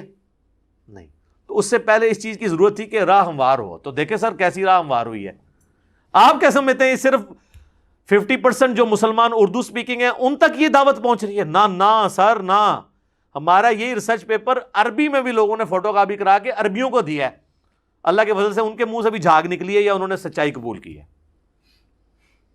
اور عرب کے اندر بھی کئی اسکالر ہیں جو سچائی بیان کر رہے ہیں. تو اگر سنی میں آ گئے تو شیعوں نے نہیں ماننا امام مہدی کو، اور شیعوں میں آ گئے سنیوں نہیں ماننا. تو انشاءاللہ دونوں میں نہیں آئیں گے، وہ انشاءاللہ بکش مسلمان ہوں گے. ٹھیک ہے نا. اب میں نہیں کہتا میری نسبت ان کو کوئی حاصل ہو جائے گی نعوذ باللہ. میں کہہ رہا ہوں ہم ان کے خدمت گار ہیں، ان کے لیے گراؤنڈ پرووائڈ کر رہے ہیں اللہ کے فضل سے. تو یہ سب و شتم والا معاملہ بھی ہمارے کئی بھائیوں نے مجھے 3 سال سے نا، وہ جنہوں کہتے ہیں نا بار بار پنچ کرتے تھے، جناب ریکارڈ کراؤ جی، ریکارڈ کراؤ جی. میں کہ یار لکھ دیا، اب خام خواہ میں بات کروں گا تو وہ کہیں گے اس کو موضوع خود بنا رہا ہے. اب چونکہ یہ موضوع انٹرنیشنل موضوع بنا، ایک ٹی وی چینل کے اوپر لاکھوں کے مجمع اس وقت مولوی اکٹھے کر رہے ہیں، آپ دیکھ رہے ہیں. اور وہ تنظیمیں جو بینڈ تھیں وہ دوبارہ سے سر اٹھا کے اسی کو کی پلی لے کر تو دوبارہ سے معاملے کو اچھال رہی ہیں. تو مجھے یہ موقع غنیمت ملا کہ میں ان تک بھی، وہ بیچارے مخلص لوگ ہی ہیں، میں نہیں کہتا ان کے اخلاص میں شک ہے، بیچارے روتے ہیں صحابہ کی محبت میں، لیکن ان کو یہ نہیں پتا کہ وہ ان میں سے بعض ان لوگوں کی محبت میں بھی رو رہے ہیں کہ سارا کیا کرائی ان لوگوں کا ہے. تو جب ان کو حقیقت بتائی جائے گی نا کہ یار یہ جو سب و شتم والی بدعت ہے یہ شروع کس نے کی تھی، تم یہ نعرہ جو لگاتے ہو، مجھے یہ نعرہ بہت پسند ہے، خلافت راشدہ حق 4 یار. بس حق 4 یار تک رو یار، آگے نہ جاؤ. اور پھر حق 4 یار کا پھر حق ادا کرو. ان 4 یاروں کے خلاف جو کھڑا ہوا ہے نا، پھر اس کو سپورٹ نہ کرو. سیدنا علی اور بنو امیہ کہ وہ لوگ جو حضرت علی کے مخالفین تھے، ان کی محبت ایک دل میں جمع نہیں ہو سکتی. ایک تو آپ وہ سیف سائڈ کریں کہ مولا علی کی محبت ایمان کا حصہ ہے. 240 صحیح مسلم کی حدیث. پھر بھی آپ کی تسلی نہ ہو تو ہم آخر میں آپ کے لیے دعا کریں گے کہ اللہ تعالیٰ آپ کا حشر بنو امیہ اور بنو عباس کے ساتھ کرے، اور ہمارا حشر اللہ تعالیٰ اہل بیت کے ساتھ سیدنا علی، حسن حسین اور سیدہ فاطمہ کے ساتھ کرے. آمین کہہ دو تسی، آمین جو کبھی نہیں رہو گے اس تو بعد. آمین یہ لوگ نہیں کہہ سکتے، یہ کانفیڈنس ہی لوز کر جاتے ہیں. ویسے آپ کو کبھی قسطنطینیہ والی بشارت جو ہے وہ یزید پہ فٹ کریں گے، کبھی سمندری جہاد والی جو ہے وہ کسی اور پہ فٹ کریں گے، اور فلاں پر. فلاں والی فلاں پر، فلاں والی فلاں پر. تو اس طریقے سے نہیں ہوگا. ہم کسی کی آخرت کا فیصلہ کرنے یہاں نہیں بیٹھے. آخرت کا معاملہ اللہ کا ہے. اللہ چاہے اپنے بندوں کو پکڑے چھوڑ دے. ہم تو کہہ رہے ہیں دنیا میں جس کی وجہ سے اسلام کو نقصان ہوا ہم اس چیز کو ہائی لائٹ کریں گے. ہمارا کام آپ کو علمی طریقے سے بتانا تھا. سافٹ کاپی ڈاؤن لوڈ کریں، ہارڈ کاپی آپ ہماری جو ہے وہ اکیڈمی میں رابطہ کریں. صبح 9 سے لے کے شام 5 بجے تک. 032159006162 یہ نمبر میں اس لیے نہیں بتا رہا کہ جو چند لوگوں کو تکلیف ہو تو وہ اس پہ گالیاں دیں. آپ گالیاں بھی دے لیں، ہمیں کوئی نہیں ہوتا. مولا علی نے گالیاں کھائی ہیں تو ہم انگلی کٹا کے شہیدوں میں ہم بھی شامل ہو جائیں گے. اس لیے دے رہا ہوں کہ ریسرچ پیپر منگوائیں، اسے پڑھیں، اور اس میں نے ائمہ کے بھی اقوال لکھے ہیں. اور ابھی چند دن پہلے میری ایک ویڈیو بھی ریکارڈ ہوئی ہے، 2 ویڈیوز ہیں، وہ آپ ضرور دیکھیں. ایک تو سیدنا ابوبکر صدیق کے دفاع پر نہج البلاغہ سے میں نے 7 خطبات مولا علی کے پیش کیے شیعہ کی کتب سے، وہ ویڈیو آپ دیکھیں. اور ایک ویڈیو ہے حضرت معاویہ رضی اللہ تعالیٰ عنہ اور ائمہ اہل سنت. 15 ریفرنسز میں نے اہل سنت کے اماموں سے، خلیفہ راشد سیدنا علی سے شروع ہوں، عمار ابن یاسر، پھر نیچے آتے آتے آتے وہ سارے بزرگ جن کا نام بھی آپ وضو کے بغیر لیتے ہوئے گستاخی سمجھتے ہیں، ان کے میں نے حوالے پیش کیے ہیں. ان کے سامنے میری باتیں اشر اشیر بھی نہیں ہیں. ملا علی قاری ہوں، بدر الدین عینی ہوں، شاہ عبد العزیز محدث دہلوی ہوں، اور بڑے بڑے بزرگوں کے میں نے حوالے دیے ہیں. اس میں احادیث کے حوالے دیے ہیں. سچ پیپر پڑھیں اور آپ یقین کریں جب یہ آپ پڑھیں گے نا تو آپ کے اندر سے ایک آواز نکلے گی، کیا کہ مرنے سے پہلے علی بھائی ہم نے کر لیا ہے غور، واقعی کتابوں کا خدا اور ہے اور بابوں کا خدا اور. تو یہ ہم اس لیے کہہ رہے ہیں کہ مرنے سے پہلے اے مسلمہ کر لے اس پہ غور. کتابوں کا خدا اور ہے، بابوں کا خدا اور. کہنے کو تو دین سب کا اسلام ہے، لیکن کتابوں کا جہاں اور ہے، بابوں کا جہاں اور. اور جب یہ تو راگ لاپے گا تو ایک دن آئے گا تیرے اندر سے آواز نکلے گی، کیا کہ نہ میں وہابی نہ میں بابی، میں ہوں مسلم علمی کتابی. ٹھیک ہو گیا جی. اللہ تعالیٰ سے دعا ہے جو حق بات میں نے کہی اللہ تعالیٰ ہمارے دلوں میں راسخ فرمائے. اگر جذبات میں میرے منہ سے کوئی غلط بات نکل گئی تو اللہ تعالیٰ ہمارے دلوں سے اسے دھو ڈالے، ہمیں معاف بھی کر دے، ہمیں کتاب و سنت کی تعلیمات پر عمل کر کے دوسرے بھائیوں تک پہنچانے کی توفیق عطا فرمائے. قیامت والے دن ہمارا ساتھ نبی صلی اللہ علیہ وآلہ وسلم، ان کے اہل بیت علیہم السلام اور ان کے خلفائے راشدین اور صحابہ اکرام علیہم رضوان کے ساتھ کرے. آمین ثم آمین. وما علینا الا البلاغ المبین.